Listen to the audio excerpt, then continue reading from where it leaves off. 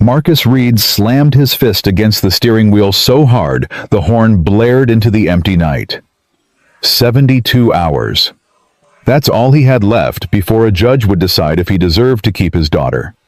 72 hours before the state could rip Lily from his arms and hand her over to a woman who'd already abandoned her once. He was broke, exhausted, running out of options. But what Marcus didn't know, what he couldn't possibly know, was that in the next 30 minutes he would make a decision that would change everything. And the two strangers he was about to help their father would be sitting behind that judge's bench. Before we continue, drop a comment and tell us what city you're watching from. We love seeing how far these stories travel. The rain came down like God himself was trying to wash the whole damn world away. Marcus Reed gripped the steering wheel of his 15-year-old Honda Civic, squinting through a windshield the wipers couldn't keep up with. His shoulders ached. His back screamed. 14 hours he'd worked today, 8 under car hoods at Patterson's Auto. 6 more slinging coffee at the diner on 5th Street. His hands still smelled like motor oil and burnt coffee grounds. "Come on," he muttered, leaning forward as if those extra few inches would help him see through the sheets of water. "Come on, come on." Lightning cracked across the sky, turning the whole world white for half a second. In that flash, Marcus saw the highway stretching out ahead of him, empty, dark, and endless. Just like his bank account. Just like his options. He thought about Lily, probably asleep on the couch right now, waiting for him. Mrs. Patterson from next door would be watching her reading one of those romance novels she loved so much, while Lily clutched her stuffed elephant and fought to keep her eyes open. "Daddy always comes home," Lily would say. She'd been saying it every night for 3 years ever since Victoria walked out. Marcus's jaw tightened at the thought of his ex-wife, Victoria. The woman who'd left them without a word, who'd disappeared for 3 years, no calls, no letters, no child support. Nothing. Just gone. And now she wanted Lily back. Now that she'd found some new boyfriend with money, now that she'd gotten herself a fancy lawyer, now she suddenly remembered she had a daughter. "Over my dead body," Marcus said to the empty car. His phone buzzed on the passenger seat. He glanced at it, a text from his public defender, Mr. Warren. "Reminder, custody hearing Monday 9 a.m. Please arrive early. And Marcus, try to get some sleep this weekend. You need to look sharp." Sleep. Right. When was the last time Marcus had actually slept? Really slept, not just collapsed for a few hours between shifts. He couldn't remember. Another bolt of lightning. Another explosion of thunder that seemed to shake the whole car. Marcus reached for the radio, desperate for something to fill the silence, to drown out the voice in his head that kept whispering, "You're going to lose her. You're going to lose everything." The radio crackled with static. Every station was garbage in this storm. He turned it off and drove in silence. The highway was empty, had been for the last 20 miles. Nobody else was stupid enough to be out in weather like this. Smart people were home, warm and dry, probably sitting in front of their TVs with their families. Marcus couldn't remember the last time he'd watched TV with Lily. Couldn't remember the last time he'd done anything with her that didn't involve rushing to get somewhere, or collapsing from exhaustion. That's what Victoria's lawyer is going to say, he thought. That you're never there, that you work too much, that you can't provide. "I provide," Marcus growled. "I provide every damn day." But even as he said it, doubt crept in. The apartment was small, 1-bedroom that Lily got while Marcus slept on the couch. The fridge was usually half empty by the end of the week. And birthday presents, Christmas gifts. Those came from the clearance rack at Walmart, when they came at all. Was that enough? Was love enough when you couldn't afford dance lessons, or summer camp, or any of the things other kids had? Marcus didn't know anymore. 3 days ago he would have said yes without hesitation. But 3 days ago, he hadn't seen the look on the family court judge's face during the preliminary hearing. Hadn't seen the way the man's eyes had swept over his worn clothes, his calloused hands, his exhaustion. "You're already judged," that voice whispered again. "They took one look at you and decided." "Shut up," Marcus said out loud. "Just shut up." The rain seemed to pound harder in response. And then headlights. Marcus squinted through the windshield. Up ahead, maybe a quarter mile, he could see taillights glowing red through the storm. A car on the shoulder. And next to it were those people. He slowed down, wiping condensation from the inside of the windshield with his sleeve. The figures became clearer, 2 of them standing in the rain beside what looked like a dark sedan. One of them was waving. "No," Marcus said, pressing the gas pedal. "No, no, no. Not tonight. I can't tonight." He had enough problems. The hearing was in 72 hours. He needed to get home, needed to sleep, needed to figure out how to convince a judge that being poor didn't mean being a bad father. The figures grew larger in his windshield. Women. Young women. Soaking wet, standing in a storm that could kill them if they got struck by lightning or hit by a passing truck. Damn it! Marcus's foot moved to the brake before his brain could stop it. The Honda slowed, pulled to the side, stopped. He sat there for a moment, rain hammering the roof like 1,000 tiny fists. "Keep driving," the voice said. "You don't have time for this. You don't have the energy. You don't have anything to give." But then he thought about Lily. 6 years old with her mother's brown eyes and her father's stubborn streak. What if it was her someday? What if she was stranded somewhere scared and alone, and everyone just kept driving? "God help me," Marcus muttered. He pushed open the door and stepped into the storm. The rain hit him like a wall, cold and hard and relentless. Within seconds, his work shirt was soaked through, plastered to his skin. He jogged toward the stranded car, squinting against the downpour.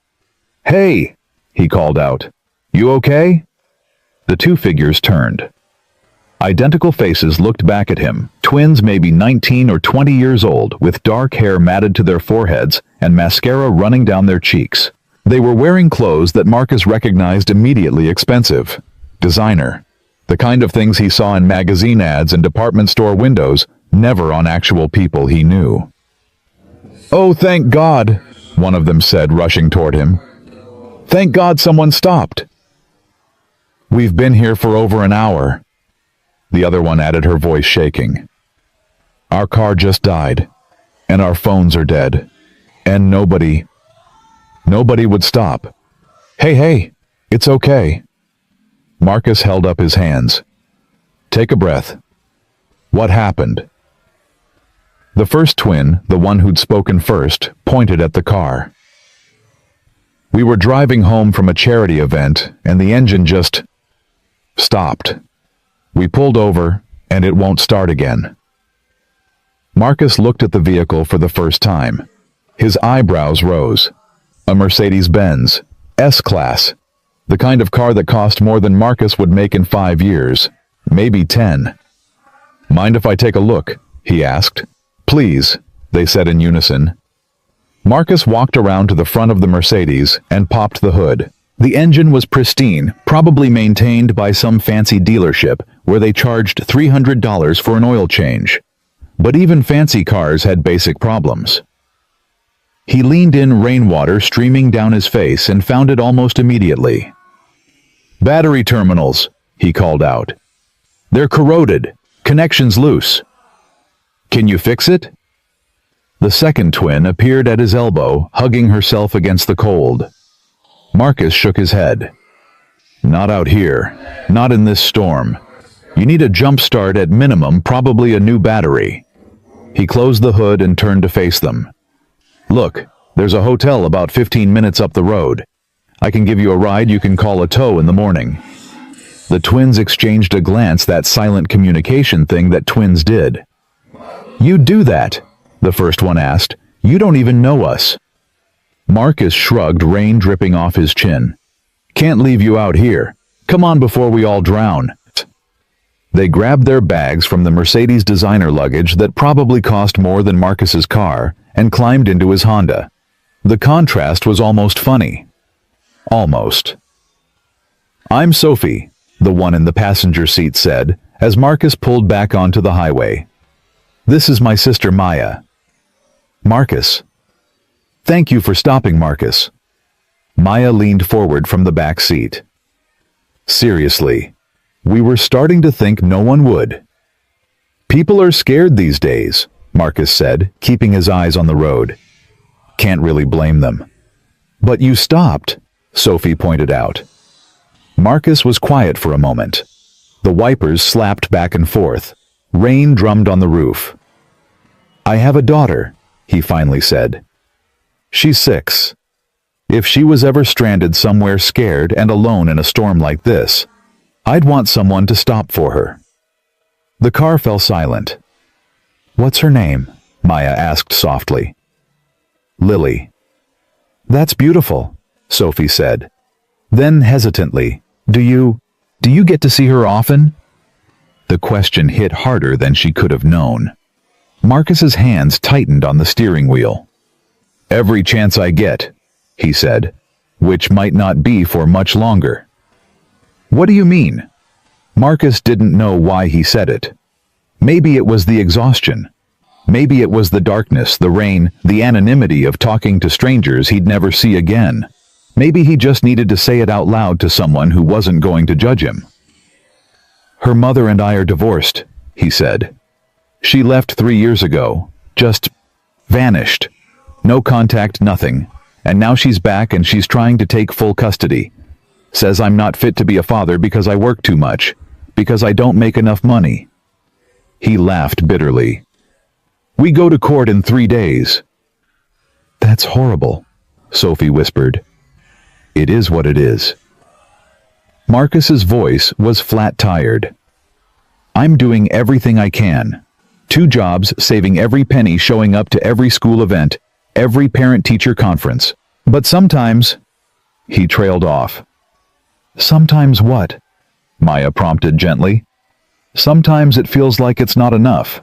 Like the world already decided I'm not good enough, and nothing I do is going to change that. The words hung in the air, heavy and painful. Sophie turned to look at him, really look at him for the first time. Can I tell you something? Marcus glanced at her. Sure. Our father is like that, always working. We barely see him. He has all the money in the world, but... She paused, seeming to choose her words carefully. We'd trade all of it, every penny, just to have dinner with him once a week without him checking his phone. Just to have him actually be there. He thinks providing means everything, Maya added from the back seat. He doesn't understand that we just want him present. That's all. Just... there. Marcus didn't know what to say. These girls with their designer clothes and their Mercedes and their clearly wealthy father, they were lonely. He could hear it in their voices, see it in the way they looked at each other. You should tell him that, he said finally. We've tried. Sophie's voice was small. He doesn't listen, says we don't understand what it takes to maintain our lifestyle. Sounds lonely. It is. Sophie turned to face the window. Money doesn't fix loneliness. It just makes it more comfortable. They drove in silence for a while.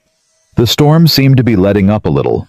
The rain still fell, but the lightning had moved on to terrorize some other stretch of highway. Marcus thought about what they'd said. About their father, who was never there. About having everything except the one thing that mattered. He thought about Lily waiting for him on that couch. About how even when he was exhausted, even when he could barely keep his eyes open, he always kissed her forehead and told her he loved her. Always. Maybe that was worth something. Maybe that was worth everything. You seem like a good dad, Maya said, eventually breaking the silence. The kind who stops in a storm. The kind who shows up. Marcus's throat tightened. I'm trying to be. That's more than most people do, Sophie said. The hotel appeared up ahead, a mid-range chain place with a lit sign and a mostly empty parking lot. Marcus pulled under the covered entrance and put the car in park. The twins gathered their things, but Sophie hesitated before opening her door. Marcus. Yeah. She turned to face him, her eyes serious. I hope the judge sees what we see, that you're exactly the kind of father your daughter needs. Marcus couldn't speak. He just nodded. Good luck. Maya said from the back seat. "We'll be thinking about you." They climbed out, grabbed their bags, and disappeared into the hotel lobby. Marcus watched them go, something strange stirring in his chest. Hope. It felt foreign. Dangerous even. He'd stopped hoping weeks ago when Victoria's lawyer had laid out their case, and Marcus had realized just how outmatched he was.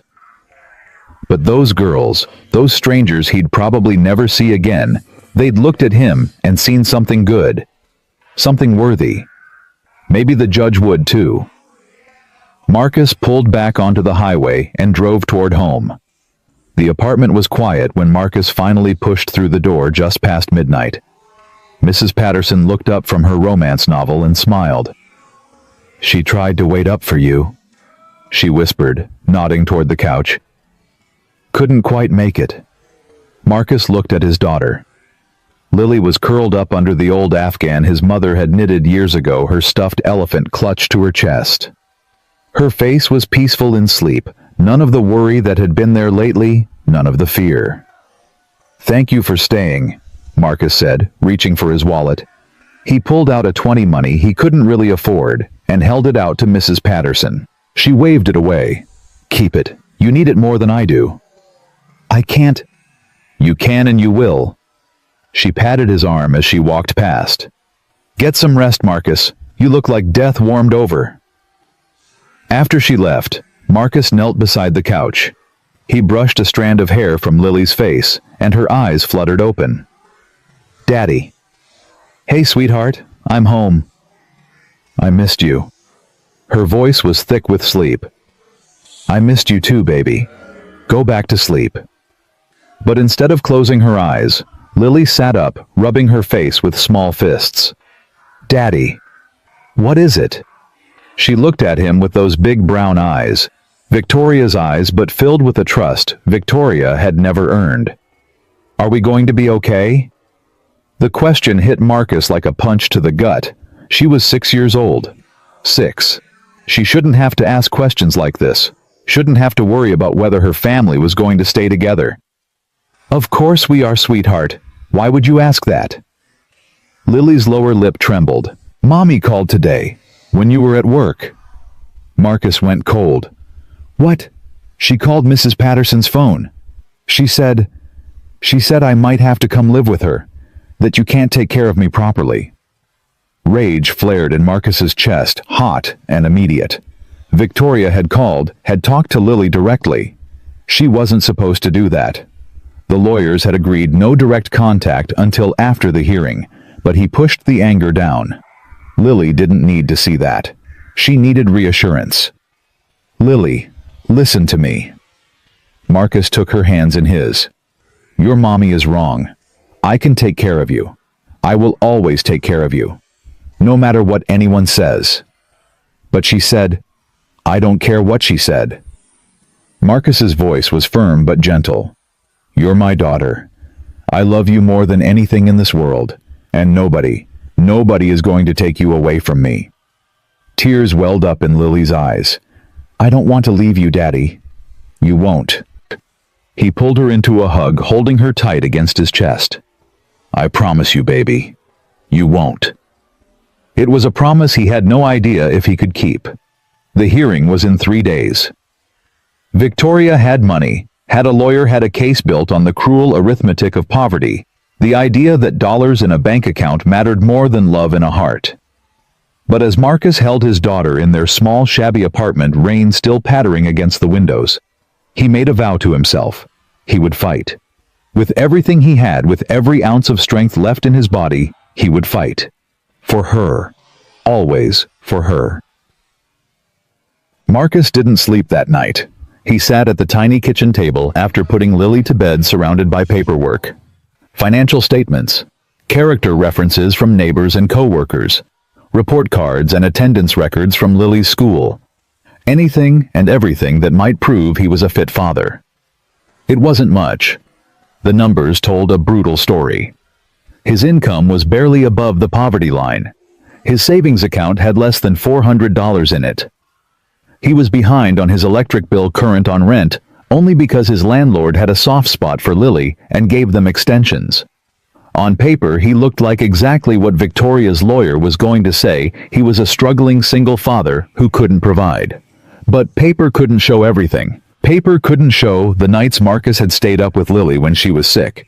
Couldn't show the hours he'd spent helping her learn to read. Couldn't show the Sunday mornings at the park, or the bedtime stories he made up just for her. Paper couldn't show love. Marcus rubbed his eyes and looked at the clock. 3:47 a.m. He needed to be at the auto shop in 4 hours. "Get some sleep," Mr. Warren had said. "You need to look sharp." Marcus laughed quietly to himself. Sharp.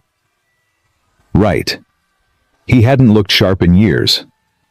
But he got up anyway, washed his face, set his alarm for 6:30, and lay down on the couch. The cushions were worn, the springs shot, but he'd slept on worse. As he closed his eyes, he thought about the twins Sophie and Maya, about their father who had everything except what mattered, about how they'd looked at Marcus, a broke mechanic in a beat-up car, and seen something worth respecting. "You seem like a good dad, the kind who shows up." Maybe that was enough. It had to be enough. Marcus fell asleep to the sound of rain on the roof, his daughter safe in the next room, and a prayer on his lips that he barely remembered how to say. Saturday morning came gray and drizzly. Marcus worked his shift at the auto shop, then raced to the diner for the lunch rush. His body moved on autopilot, wrenches and coffee pots, oil changes, and order tickets, smiling at customers who looked right through him. In between, he thought about the hearing. He thought about what he would say, how he would say it. He practiced his testimony in his head while he changed a transmission, rehearsed his answers while he refilled coffee mugs. "Why do you believe you should retain custody of your daughter?" "Because I love her. Because I've been there every single day for 6 years. Because her mother abandoned us and only came back when it was convenient." "But your financial situation?" "I work 2 jobs. I'm doing everything I can. Money isn't love. The court must consider what's best for the child. What's best for Lily is stability. What's best is a father who shows up, who cares, who puts her first every single day. That's me. That's always been me. Would it be enough? Would any of it be enough?" Marcus didn't know. He picked up Lily from Mrs. Patterson's after his shift, and they walked to the little ice cream shop 2 blocks from the apartment. It was their Saturday tradition, 1 scoop each, nothing fancy, but it was theirs. Chocolate with rainbow sprinkles. Lily ordered same as always. "Vanilla," Marcus said. "Plain." They sat at their usual table by the window, watching people walk by with umbrellas and raincoats. "Daddy?" Lily asked, licking her cone. "Yeah, baby." "What happens Monday?" Marcus set down his ice cream. He'd hoped she wouldn't ask. Had hoped he could shield her from the worst of it, at least until it was over. But Lily was smart. Too smart sometimes. "Monday," he said carefully, "is when the judge decides where you're going to live. And you think he'll say I can stay with you? I'm going to do everything I can to make sure that happens." Lily was quiet for a moment. Then, what if he doesn't? The question cracked something open in Marcus's chest. He reached across the table and took her hand. "Lily, I want you to listen to me. No matter what happens on Monday, no matter what any judge says, I am your father. I will always be your father. And I will never stop fighting for you. Do you understand?" She nodded, her eyes filling with tears. "I love you," Marcus said. "More than anything. More than everything. That's never going to change." "I love you too, Daddy." They finished their ice cream in silence, holding hands across the table like survivors clinging to wreckage in a storm. Sunday was for preparation. Mr. Warren came by the apartment in the afternoon to go over Marcus's testimony one more time. He was a tired-looking man in his 50s, with gray hair and kind eyes, a public defender who'd seen too many cases like this and won too few of them. "Tell me again about the morning routine," Mr. Warren said, flipping through his notes. Marcus took a deep breath. "I wake up at 5:30. Make Lily breakfast, usually oatmeal or eggs. Pack her lunch. Help her get dressed. Walk her to school by 7:45, then head to the auto shop for my 8 o'clock shift. And after school, Mrs. Patterson picks her up most days when I'm working. If I have the evening shift at the diner, I see Lily for about an hour between jobs. I help her with homework, make sure she eats dinner. And when do you get home at night? Marcus hesitated. This was the part Victoria's lawyer would hammer. Usually around midnight, sometimes later. Mr. Warren nodded slowly. And Lily is asleep by then. Bye. Yes. So on a typical day, you see your daughter for, what, 2 hours, 3? Marcus's jaw tightened. It's not about quantity. I know that. You know that. Mr. Warren set down his notepad. But the judge might not see it that way. Victoria's lawyer is going to paint a picture of an absent father too busy working to actually parent. I'm working to provide for her. I know. Mr. Warren held up a hand. I'm on your side, Marcus. But I need you to understand what we're walking into. Victoria has resources we don't have. Her lawyer is going to be polished, professional, and ruthless. We need to be prepared. Marcus leaned back in his chair, exhaustion settling into his bones. So, what do I do? You tell the truth. You show them who you are, not who their paperwork says you are. Mr. Warren leaned forward. You're a good father, Marcus. I've seen enough bad ones to know the difference. Now we just need to make the judge see it too. After Mr. Warren left, Marcus sat alone in the quiet apartment. Lily was at a friend's house, a play date arranged specifically to keep her distracted, and the silence was oppressive. He looked around at the walls he'd tried so hard to make into a home. Lily's drawings taped to the refrigerator, the shelf of second-hand books they read together every night. The framed photo on the windowsill, Marcus and Lily at the park last summer, both of them laughing at something he couldn't remember. This was his life, small and struggling, but his. Theirs.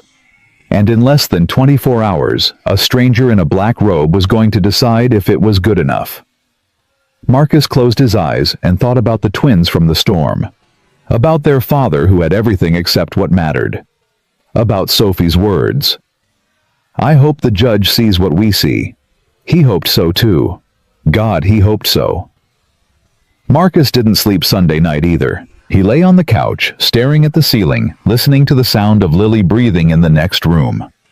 Every time he closed his eyes, he saw Victoria's face the way she'd looked when she walked out 3 years ago, and the way she'd looked at the preliminary hearing last month. Cold, calculating, like Lily was a prize to be won, not a daughter to be loved. At 5:00 a.m., he gave up trying to sleep and got up to shower.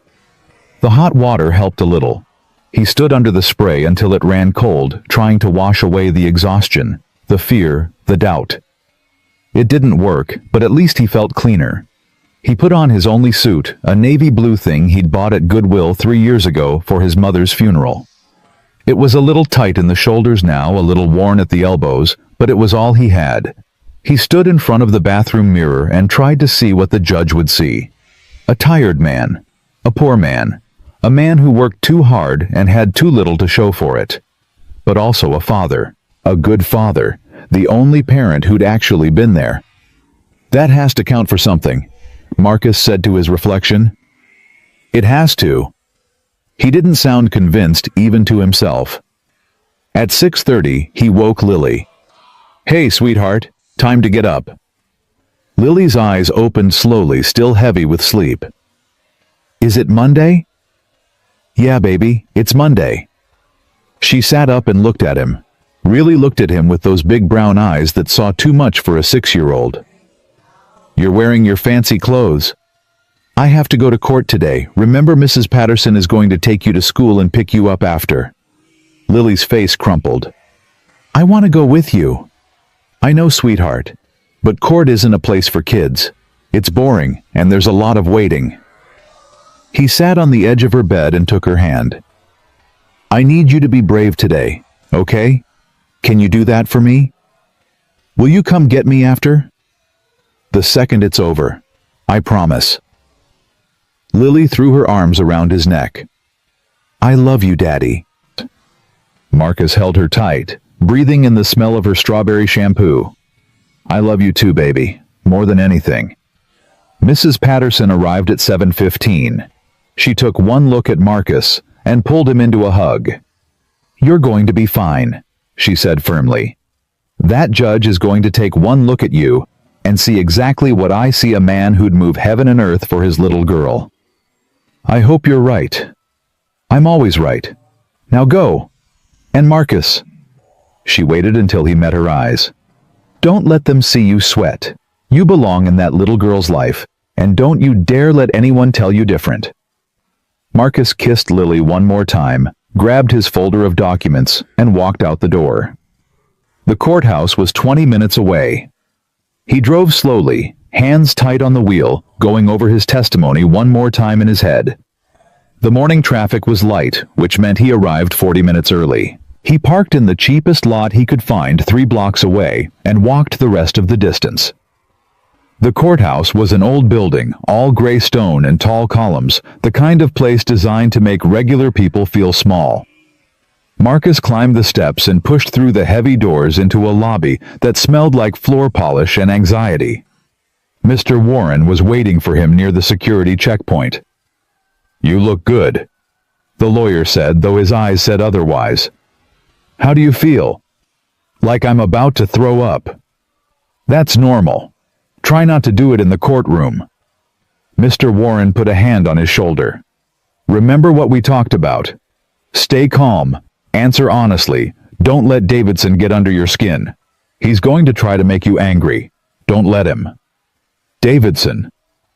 "Victoria's lawyer, Richard Davidson. He's good at what he does, which is making decent people look bad." Mr. Warren started walking toward the elevators. "Come on, courtroom 4B, Judge Caldwell's chambers." Marcus followed, his stomach churning. "What do you know about the judge?" "Harrison Caldwell. Been on the family court bench for 18 years. Reputation for being fair but tough. He doesn't suffer fools, and he doesn't like people who waste his time." Mr. Warren pressed the elevator button. "He's also a father himself. 2 daughters, I think. Hopefully that works in our favor." The elevator doors opened with a soft ding. They stepped inside and rode up in silence. Courtroom 4B was at the end of a long hallway. The doors were heavy oak, polished to a shine that reflected Marcus's face back at him as he approached. He looked scared. He felt scared. "Ready?" Mr. Warren asked. "No." "Good. Honest answer." The lawyer pushed open the door. "Let's go." The courtroom was smaller than Marcus had expected. A few rows of wooden benches, a raised platform for the judge, 2 tables facing each other across the center aisle. It smelled like old wood and decades of human drama. Victoria was already there. She sat at the table on the right, dressed in a navy blue dress that probably cost more than Marcus made in a month. Her hair was perfect, her makeup flawless, her posture straight and confident. She looked like exactly what she was trying to convince the court: she'd become a responsible, put-together woman who deserved to have her daughter back. She didn't look at Marcus as he walked in, didn't acknowledge him at all. Just kept her eyes forward, hands folded on the table in front of her. Beside her sat a man in a suit that screamed expensive. Richard Davidson. He was in his 50s, silver-haired, with the kind of easy confidence that came from winning more cases than he lost. He glanced up as Marcus entered and offered a small, cold smile that said, "I've already won this." Marcus took his seat at the left table, his heart pounding. "Don't let them intimidate you," Mr. Warren whispered, opening his briefcase. "They want you rattled. Don't give them the satisfaction." "Easy for you to say." "I know. But you've got something they don't have." "What's that?" "The truth." They sat in silence for what felt like hours, but was probably only 15 minutes. Marcus could feel Victoria's presence across the aisle, could almost hear her thoughts. "You can't win this. You're nothing. You've always been nothing." She'd said those words to him once the night she left. He'd never forgotten them. At 9:00 exactly, the bailiff entered through a side door. All rise. The Honorable Judge Harrison Caldwell presiding. Marcus stood, his legs unsteady. This was it. The moment that would decide everything. The door behind the bench opened, and Marcus's heart stopped. The man who walked in was tall and distinguished, in his late 50s, with silver hair and sharp eyes that swept across the courtroom like searchlights. He wore the black robes of his office like a king wearing a crown, natural, authoritative, unquestionable. But it wasn't the robes that made Marcus's blood run cold. It was the face. Those eyes. That jawline. That particular way of moving, confident but controlled. Marcus had seen those features before. 3 nights ago, in the rain. On 2 young women standing beside a broken-down Mercedes, soaking wet and scared. Sophie and Maya. This was their father. Judge Harrison Caldwell. The man who was about to decide if Marcus deserved to keep his daughter was the father of the girls Marcus had helped in the storm. The courtroom seemed to tilt. Marcus gripped the edge of the table to keep himself upright. His mind raced through the implications, the possibilities, the terrible uncertainty of what this meant. Was this good? Bad? Would the judge recuse himself? Would he remember Marcus at all? Would he hold it against him? Somehow think it was manipulation, some kind of setup. The judge took his seat, adjusting his glasses as he opened the case file. His eyes scanned the first page, and Marcus saw at the slightest pause. A flicker of something crossing that stern face. Then the judge's gaze lifted, sweeping across the courtroom until it landed directly on Marcus. Recognition. It passed between them like an electric current, silent, invisible, but undeniably there. The judge knew. He remembered.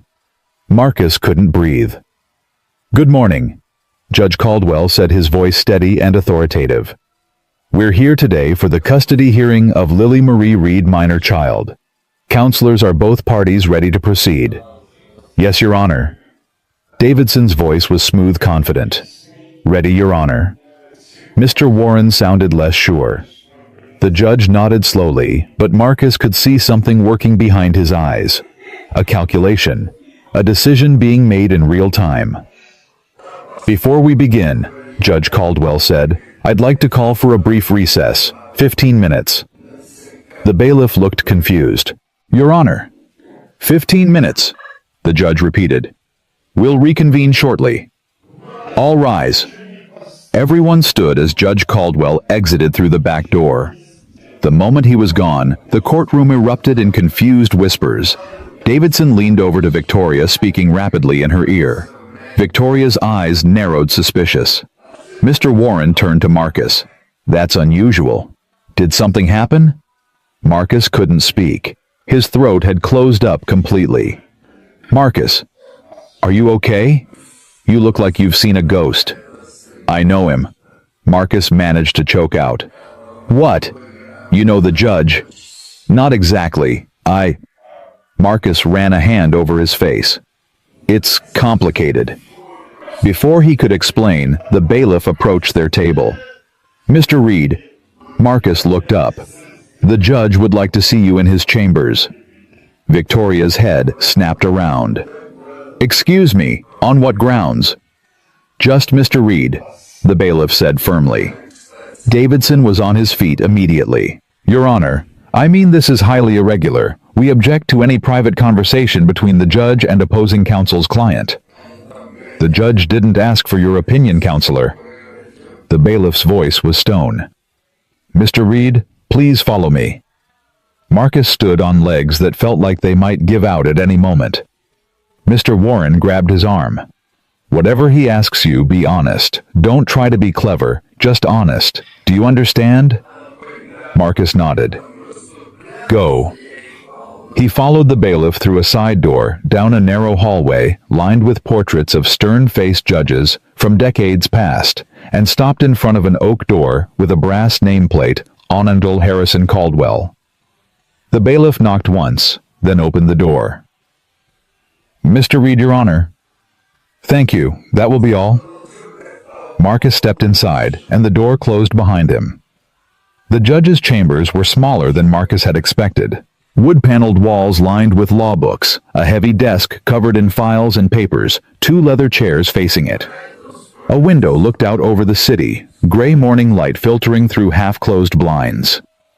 Judge Caldwell stood by that window, hands clasped behind his back, staring at something only he could see. "Sit down, Mr. Reed," he said without turning around. Marcus sat. The leather chair creaked under his weight. For a long moment, neither of them spoke. Marcus could hear his own heartbeat loud as a drum in the quiet room. Then the judge turned. His face was unreadable, that same stern expression he'd worn on the bench. But there was something else there too. Something Marcus couldn't quite identify. "3 nights ago," Judge Caldwell said slowly, "my daughters called me from a hotel. They were stranded on Highway 89 in the middle of a terrible storm. Their car had broken down and they'd been standing in the rain for over an hour." He paused. No one stopped. No one helped. Marcus's mouth went dry. "Until you did." "Your Honor, The judge held up a hand. "Let me finish." Marcus closed his mouth. "They told me about you." Judge Caldwell walked to his desk and sat down, folding his hands on the surface. "About your kindness. About how you had every reason to keep driving. You were exhausted. You had your own problems, but you stopped anyway. You gave them a ride. You made sure they were safe." He leaned back in his chair. "They also told me about your daughter. About this custody battle. About how you're fighting to keep her against a system that seems determined to take her away." "Your Honor, I swear I didn't know who they were. I had no idea." "I know you didn't." The judge's voice softened just slightly. "That's exactly my point, Mr. Reed. You didn't know. You helped 2 strangers in a storm with absolutely nothing to gain from it. You did it because it was the right thing to do." Marcus didn't know what to say. He sat there frozen, waiting. "I have a dilemma," Judge Caldwell continued. "I know who you are now. I know you helped my daughters when no one else would. And that creates a problem. A conflict of interest, some might say. Are you going to recuse yourself?" The question came out before Marcus could stop it. The judge's eyebrows rose slightly. "Is that what you want?" Marcus hesitated. "I don't know. I just want a fair hearing. I just want a chance to prove that I'm a good father. That's all I've ever wanted." Judge Caldwell studied him for a long moment.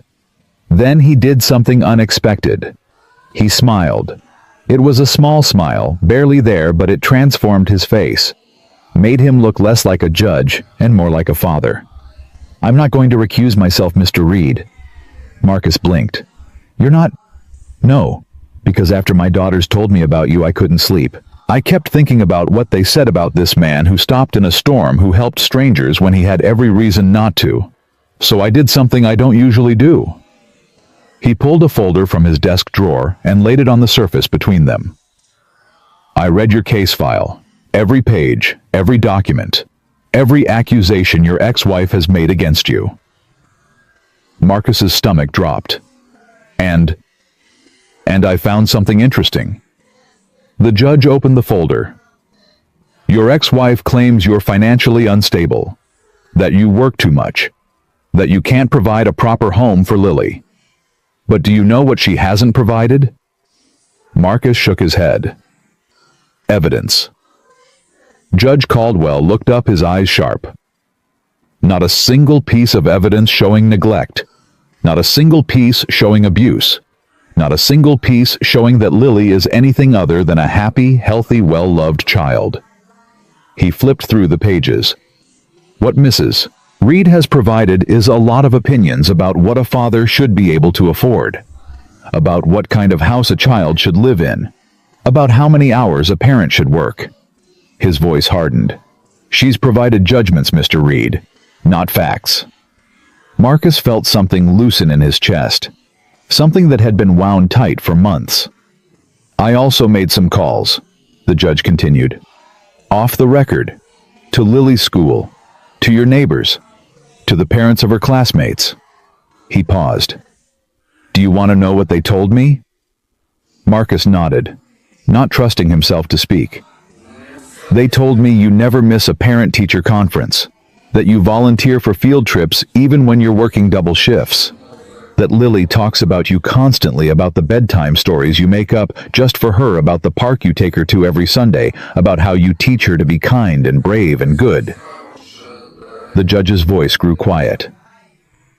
They told me she's a happy child, Mr. Reed, a happy child who loves her father. Tears burned behind Marcus's eyes, but he refused to let them fall. Not here, not now. There's something else, Judge Caldwell said. Something that wasn't in your file. Something your ex-wife's lawyer was very careful to avoid mentioning. He pulled another document from the folder. I had someone look into Victoria Reed's background more thoroughly. Would you like to know what they found? Marcus's heart was pounding. What? Your ex-wife has been arrested twice in the past year.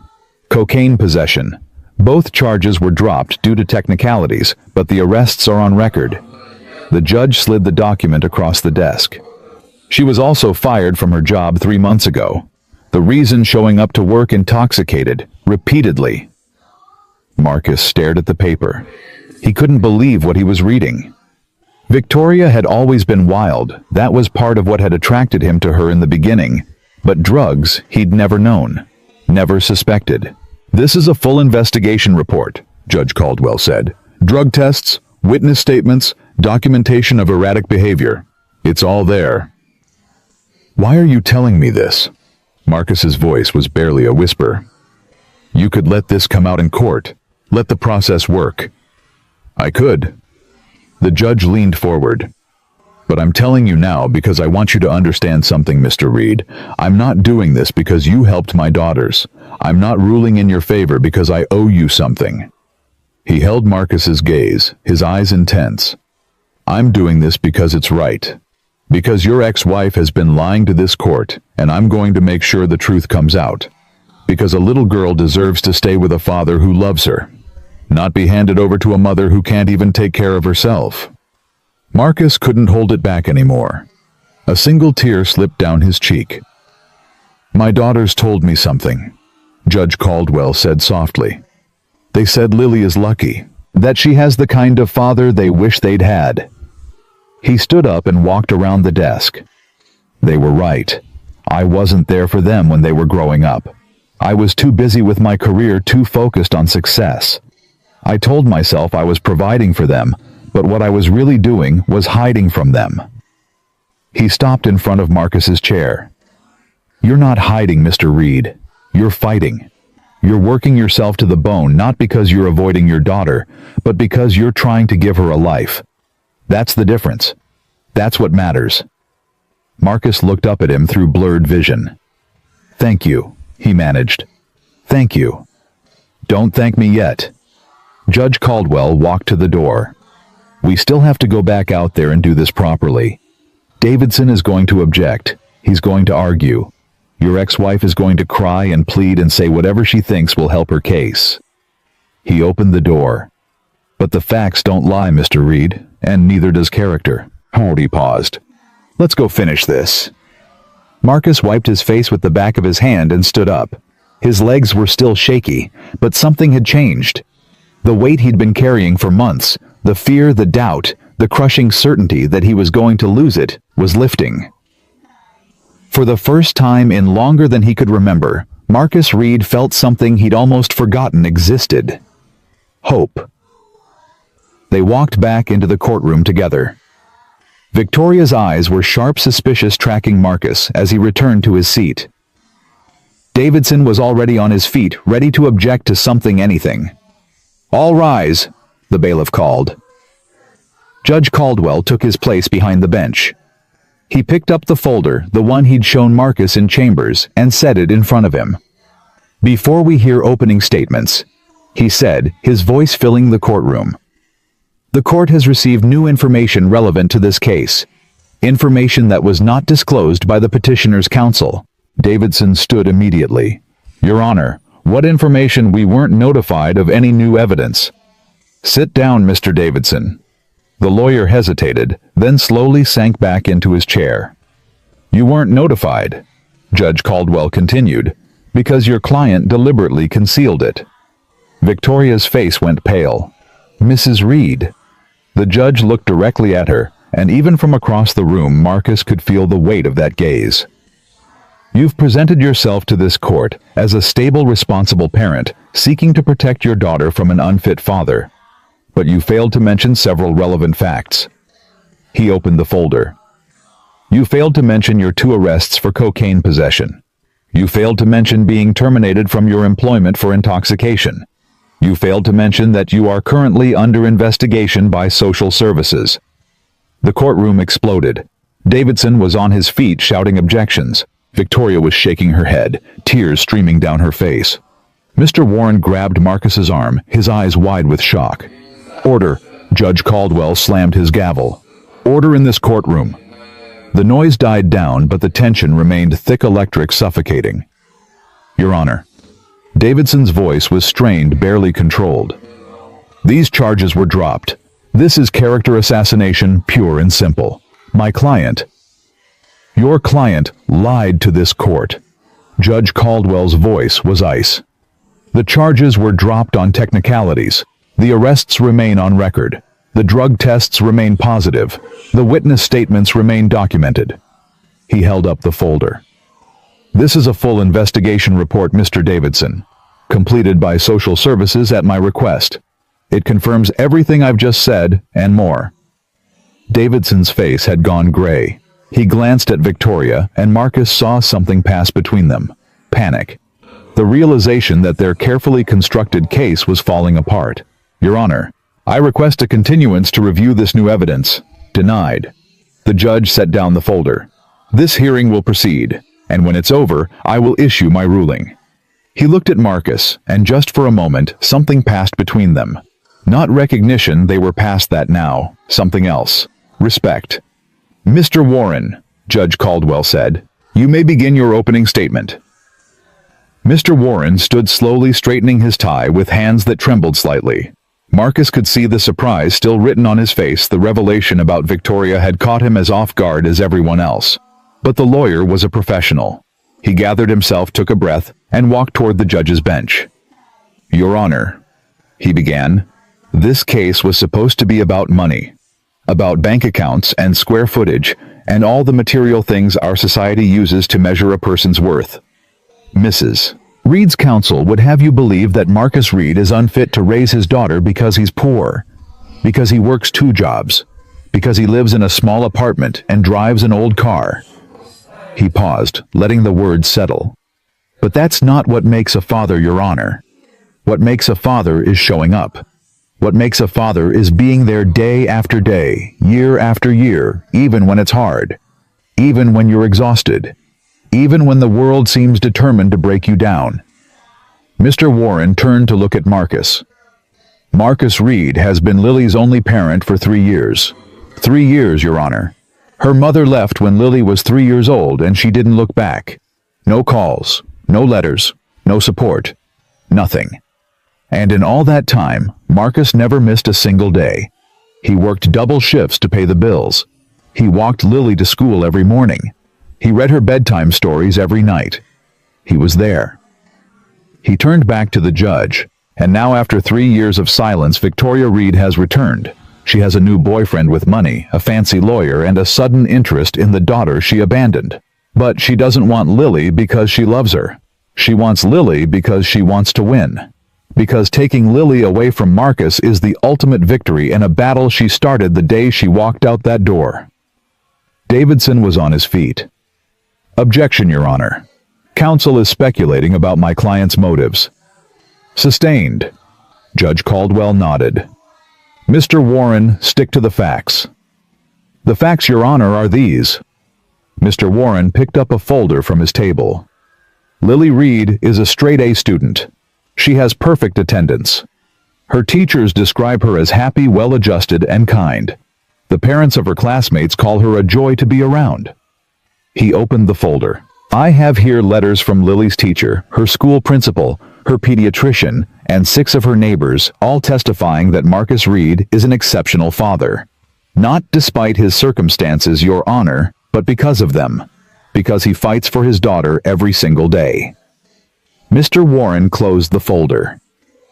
The evidence Mrs. Reed's counsel planned to present was designed to make Marcus look bad on paper.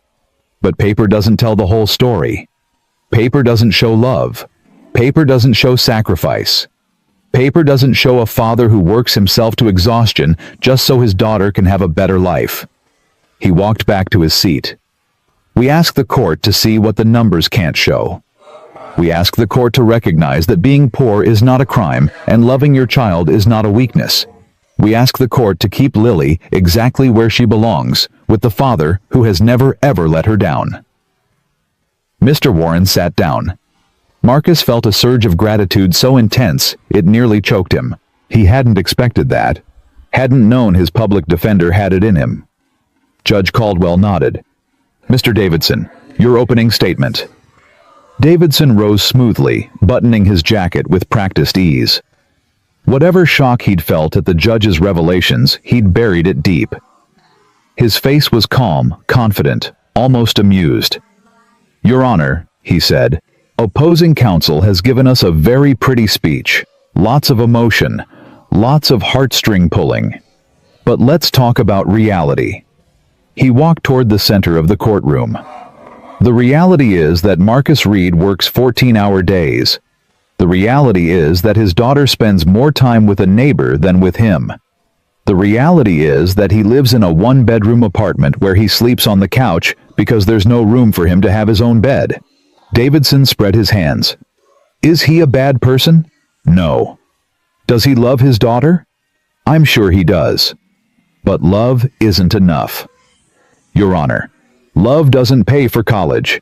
Love doesn't provide stability. Love doesn't give a child the opportunities she deserves. He glanced at Victoria. My client made mistakes. She freely admits that. 3 years ago, she was struggling with personal issues, and she made the painful decision to step away. She's not proud of it. But she's also not the same person she was then. Marcus nearly laughed out loud. Personal issues. That was one way to describe abandoning your 3-year-old daughter without a word. Victoria Reed has rebuilt her life, Davidson continued. She has a stable home, a stable income, a partner who is prepared to help provide for Lily. She can offer her daughter things Marcus Reed simply cannot. A good school district, extracurricular activities, a future. He turned to face Marcus directly. And yes, there have been some incidents in the past year. My client has struggled with certain challenges, but she has addressed those challenges, Your Honor. She is in recovery, she is getting help, and she deserves the chance to be a mother again.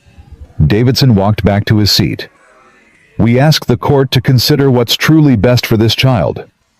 Not what feels good, not what makes a nice story, but what gives Lily the best chance at a successful life. Thank you. He sat down, and Victoria reached over to squeeze his hand.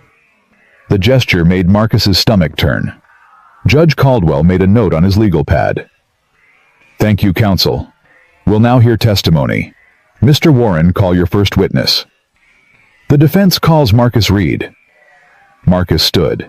His legs felt like jelly, but he forced himself to walk to the witness stand. He raised his right hand, swore to tell the truth, and sat down in the hard wooden chair. Mr. Warren approached him with an encouraging nod. Mr. Reed, can you describe your typical day? Marcus took a breath. I wake up at 5:30 every morning. I make Lily breakfast, usually oatmeal or eggs, whatever we have. I pack her lunch, help her get dressed, and walk her to school by 7:45. Then I go to my first job at Patterson's Auto. I work there until 4, sometimes later if there's extra work. And after that, I pick up Lily from Mrs. Patterson's. She's our neighbor who watches her after school. We have about an hour together. I help her with homework, make her dinner, talk about her day. Then I go to my second job at the diner. I work there until midnight, sometimes later. And when you get home, Marcus's throat tightened. I check on Lily. She's always asleep by then, but I sit with her for a few minutes. I tell her I love her even though she can't hear me. Then I sleep on the couch for a few hours before it starts all over again. Why 2 jobs, Mr. Reed? Because one isn't enough. Marcus's voice was steady, but his eyes burned. Because rent is expensive. Because food is expensive. Because everything costs money and I don't have enough of it. But I do what I have to do. For Lily. Everything I do is for Lily. Can you tell the court about your relationship with your daughter? Marcus felt the tears threatening again, but he pushed them back. Lily is my whole world. She's the reason I get up in the morning. The reason I work until I can barely stand. She's smart and funny and kind, and every single day with her is a gift. He looked directly at Judge Caldwell. I know I'm not perfect. I know I can't give her everything she deserves. But I love her, Your Honor. I love her more than anything. And I will never ever abandon her. Not like her mother did. Objection. Davidson didn't even stand up. Inflammatory. Withdrawn, Mr. Warren said. No further questions. Davidson rose and approached the witness stand with a predatory smile. Mr. Reed, you said you work until midnight most nights. Is that correct? Yes. And Lily is asleep by the time you get home? Yes. So in a typical day, how many waking hours do you actually spend with your daughter? Marcus hesitated. About 2 hours. Sometimes 3. 2 hours. Davidson nodded slowly. And who takes care of Lily during all those other hours? Mrs. Patterson, our neighbor. An elderly woman who is not a licensed child care provider. She's a retired teacher. She's wonderful with Lily. But she's not Lily's parent, is she? No. Mr. Reed, you live in a 1-bedroom apartment. Is that correct? Yes. And you sleep on the couch. Lily has the bedroom. So there's no room for you in your own home. Marcus felt his temper rising. There's plenty of room for us. We don't need much. But Lily doesn't have her own space, does she? No playroom. No yard. No. She has love. Marcus cut him off. She has a father who would die for her. That's more than your client ever gave her. Mr. Reed. You want to talk about space, about money, about all the things I can't afford. Marcus was on his feet now, anger finally breaking through. Your client had all those things, a big house, a nice car, money in the bank. And she still walked out. She still abandoned her daughter. So don't stand there and tell me that my apartment is too small or my bank account is too empty because I've been there every single day. Every single day. Where was Victoria? Mr. Reed, please sit down. Judge Caldwell's voice was calm but firm. Marcus realized he was standing, his hands gripping the rail of the witness box. He forced himself to sit, his heart pounding. I apologize, Your Honor. Mr. Davidson, do you have any more questions? Davidson looked rattled. Marcus's outburst had clearly thrown him off his game. No further questions. You may step down, Mr. Reed. Marcus returned to his seat, his legs shaking. Mr. Warren leaned over. That wasn't part of the plan, he whispered. But it might have actually helped. You showed them who you really are. I lost my temper. You showed passion. There's a difference. Judge Caldwell made another note. Mr. Davidson, call your witness. The petitioner calls Victoria Reed. Victoria stood and walked to the witness stand. Her movements were graceful, controlled like she'd rehearsed this moment 100 times. She swore her oath and sat down, smoothing her dress over her knees. Davidson approached her with a gentle smile. Mrs. Reed, can you tell the court why you left 3 years ago? Victoria's eyes welled with tears. Marcus had seen this before. The way she could cry on command, could make herself look vulnerable and sympathetic whenever it suited her. I was struggling, she said, her voice breaking. I was dealing with depression, with anxiety. I felt like I was drowning, and I made the terrible decision to walk away. Do you regret that decision? Every single day. She looked at Marcus, and her eyes seemed almost sincere. Almost.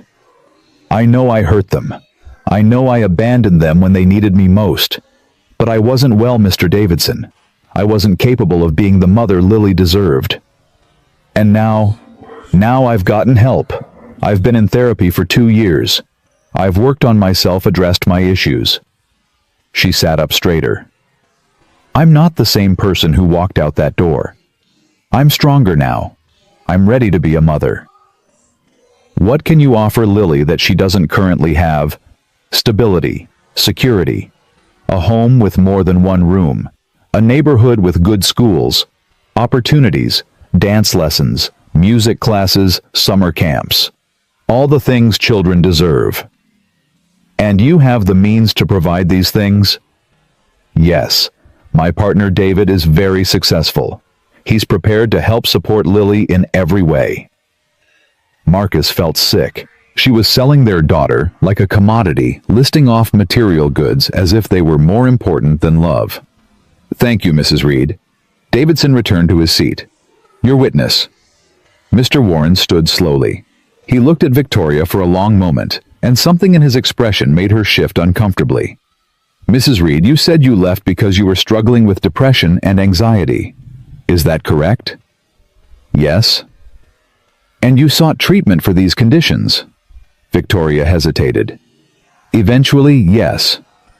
Eventually. Mr. Warren nodded. But not immediately. In fact, for the first 2 years after you left, you received no mental health treatment at all. Isn't that true? I wasn't ready. Or perhaps you weren't struggling with depression at all. Perhaps you left for other reasons entirely. Davidson stood. Objection. Speculation. I'll rephrase. Mr. Warren picked up a document from his table. Mrs. Reed, where did you go when you left your husband and daughter? Victoria's face tightened. I went to stay with friends. Which friends? Various people. I moved around a lot. Did any of these friends include a man named Derek Vance? The color drained from Victoria's face. Marcus sat up straighter. He'd never heard that name before. Yes, I knew Derek. Knew him how? Victoria glanced at Davidson, panic in her eyes. Her lawyer started to rise, but she answered before he could object. We were in a relationship. So you left your husband and 3-year-old daughter to be with another man. It wasn't like that. What was it like, Mrs. Reed? Victoria's tears were real now, but they weren't the sympathetic kind. They were the tears of someone watching their carefully constructed story fall apart. I was unhappy in my marriage, she said, her voice hardening. I felt trapped. Derek offered me a way out. And Lily, your 3-year-old daughter. What did Derek offer her? He wasn't interested in children. Victoria's voice was barely a whisper. I'm sorry, could you repeat that? He wasn't interested in children. Louder now, defiant. He didn't want Lily around, so I left her with Marcus. The courtroom went silent. Marcus felt like he'd been punched in the gut. All this time he'd wondered why Victoria had left. He'd assumed it was something he'd done, something he'd failed at. But it was never about him at all. It was about a man who didn't want to be bothered with a child. She'd chosen a boyfriend over her own daughter. Mrs. Reed. Mr. Warren continued, his voice cold. You said earlier that you've been in recovery for various challenges. Can you tell the court what those challenges are? Davidson jumped up. Your Honor, this is not relevant. It's directly relevant to the petitioner's fitness as a parent. Mr. Warren turned to the judge. And I believe the court has already received evidence on this matter. Judge Caldwell nodded. Overruled. The witness will answer. Victoria looked trapped. She glanced at Davidson, at Marcus, at the judge, finding no escape anywhere. I had some issues with substances, she finally said. Some issues. Mr. Warren picked up another document. According to this police report, you were arrested on March 15th of last year for possession of cocaine. The charges were dropped due to a procedural error, but the arrest remains on record. Is that correct? Yes. And on July 28th you were arrested again. Same charge, same outcome. Is that correct? Yes. Victoria's voice was barely audible. And on September 3rd, you were terminated from your position at Morrison Financial for showing up to work intoxicated, multiple times. Is that correct? I was going through a difficult period. Is that correct, Mrs. Reed? Yes. Mr. Warren set down the documents. So let me understand. You abandoned your daughter 3 years ago to be with a man who didn't want her around. You've been arrested twice for drug possession in the past year. You've been fired from your job for intoxication. And now you're standing in this courtroom asking to take custody of the child you left behind because you found another man with money who might be willing to support you. That's not fair. What's not fair? Mrs. Reed, is what you've put your daughter through, what you've put your ex-husband through, what you're trying to do right now. Mr. Warren turned to the judge. Your Honor, Victoria Reed is not a fit parent.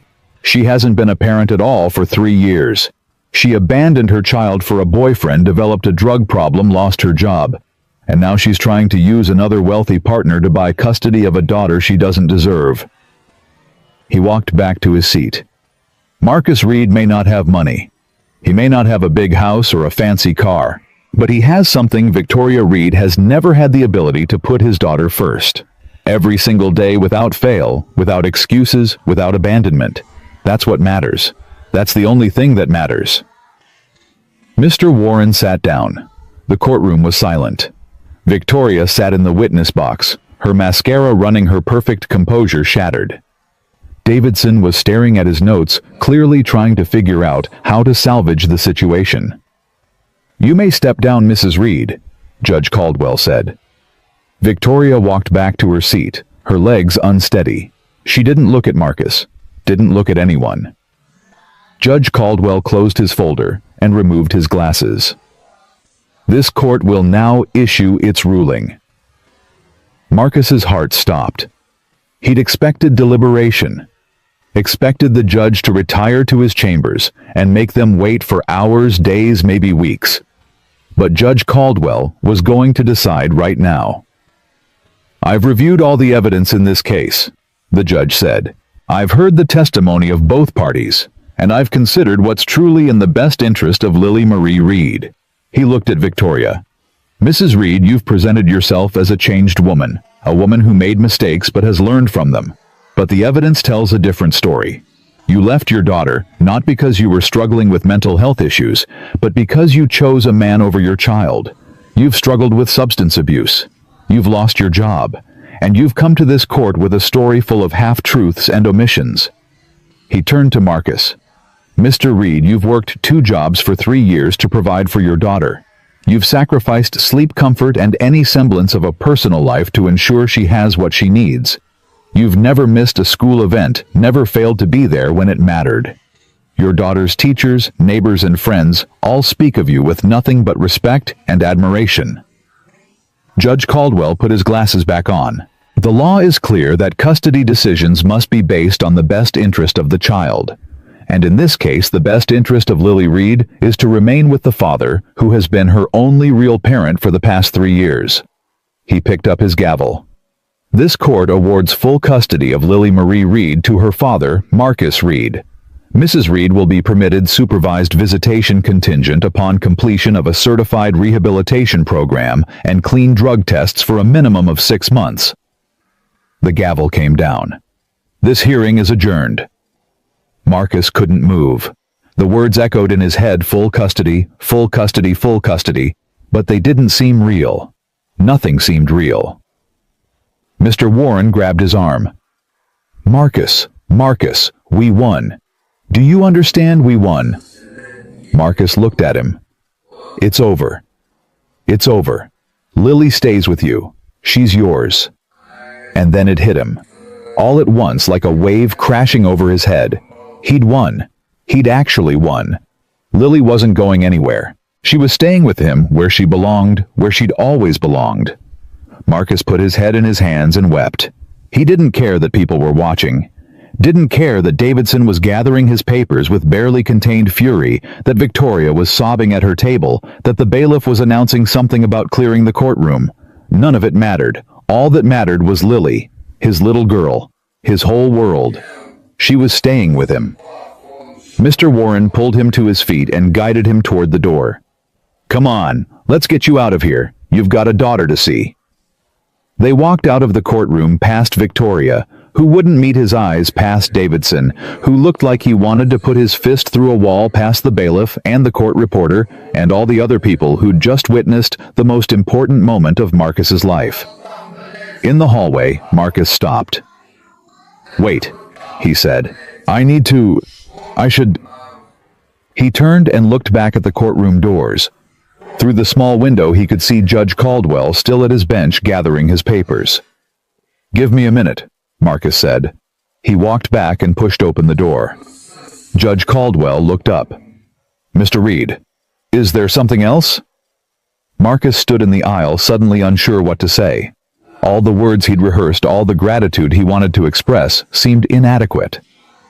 "I just wanted to thank you," he finally managed, "for seeing the truth, for giving me a chance." Judge Caldwell set down his papers. "I didn't give you anything, Mr. Reed. You earned this, every bit of it. But if you hadn't looked into Victoria's background, if you hadn't found that evidence, I did my job." The judge stood. Nothing more, nothing less. He walked down from the bench and approached Marcus, his black robe swishing against the floor. "But I will tell you something off the record." He stopped a few feet away. "3 nights ago, you made a choice. You chose to stop for 2 strangers in a storm when you had every reason to keep driving. You chose kindness over convenience, compassion over self-interest." He put a hand on Marcus's shoulder. "That choice told me more about your character than any background check ever could. My daughters saw it, and when they told me about you, I saw it too." Marcus felt fresh tears threatening. "Your daughters, Sophie and Maya, they were kind to me. They listened. They said things that gave me hope when I had none. They're good girls." Judge Caldwell's voice softened. "Better than I deserve, honestly. I wasn't there for them the way I should have been. I made the same mistake Victoria made, choosing other things over my children. I was just luckier. They forgave me." "They still love you," Marcus said. "I could tell. They're not angry. They're just lonely." "I know." The judge's eyes glistened. "And I'm going to fix that, starting now." He extended his hand. "Good luck, Mr. Reed. Take care of that little girl." Marcus shook it firmly. "I will. Thank you, Your Honor, for everything." He walked out of the courtroom for the last time, leaving behind the fear and doubt and desperation that had brought him there. The hallway was empty now, but Mr. Warren was waiting by the elevators. "Everything okay?" the lawyer asked. "Everything's perfect." They rode down in silence. Marcus watched the floor numbers decrease, each one bringing him closer to Lily. Closer to the life he'd fought so hard to keep. When the doors opened on the ground floor, Mr. Warren turned to him. "You know, in 23 years of practicing law, I've never seen anything like what happened in there today." "What do you mean?" "I mean that judge." Mr. Warren shook his head. "He didn't just rule in your favor. He believed in you. Personally. That's rare, Marcus. Rarer than you know." Marcus thought about the storm, about Sophie and Maya shivering by the side of the road, about the choice he'd made without knowing where it would lead. "I got lucky," he said. "You made your own luck." Mr. Warren clapped him on the shoulder. "Now go see your daughter. She's been waiting long enough." Marcus walked out of the courthouse into brilliant sunshine. The storm was over. Marcus drove faster than he should have. His hands were still shaking on the wheel, his heart still pounding from everything that had happened in that courtroom. Full custody. The words kept repeating in his head like a song he couldn't stop singing. Full custody. Lily was staying with him, forever. He ran 2 yellow lights and barely stopped at a third. The apartment was only 20 minutes from the courthouse, but it felt like hours. Every red light was an eternity. Every slow driver in front of him was a personal insult. Finally, he pulled into the parking lot of his apartment complex. He didn't bother finding a proper spot. Just stopped the car crooked across 2 spaces and jumped out, leaving the door hanging open behind him. He took the stairs 2 at a time, his lungs burning, his legs screaming. 2nd floor, 3rd door on the left. He fumbled with his keys, dropped them, picked them up, finally got the right one in the lock. The door flew open. Mrs. Patterson looked up from the couch, startled. "Marcus, what on earth? Where's Lily?" "She's in her room." "Marcus, what happened? Is everything?" But Marcus was already moving. Crossing the small living room in 3 strides, pushing open the bedroom door. Lily was sitting on her bed, her coloring books spread around her. She looked up when the door opened, and Marcus saw the fear in her eyes. The same fear she'd been carrying for weeks. The fear of losing her father, of being taken away to live with a mother she barely remembered. "Daddy."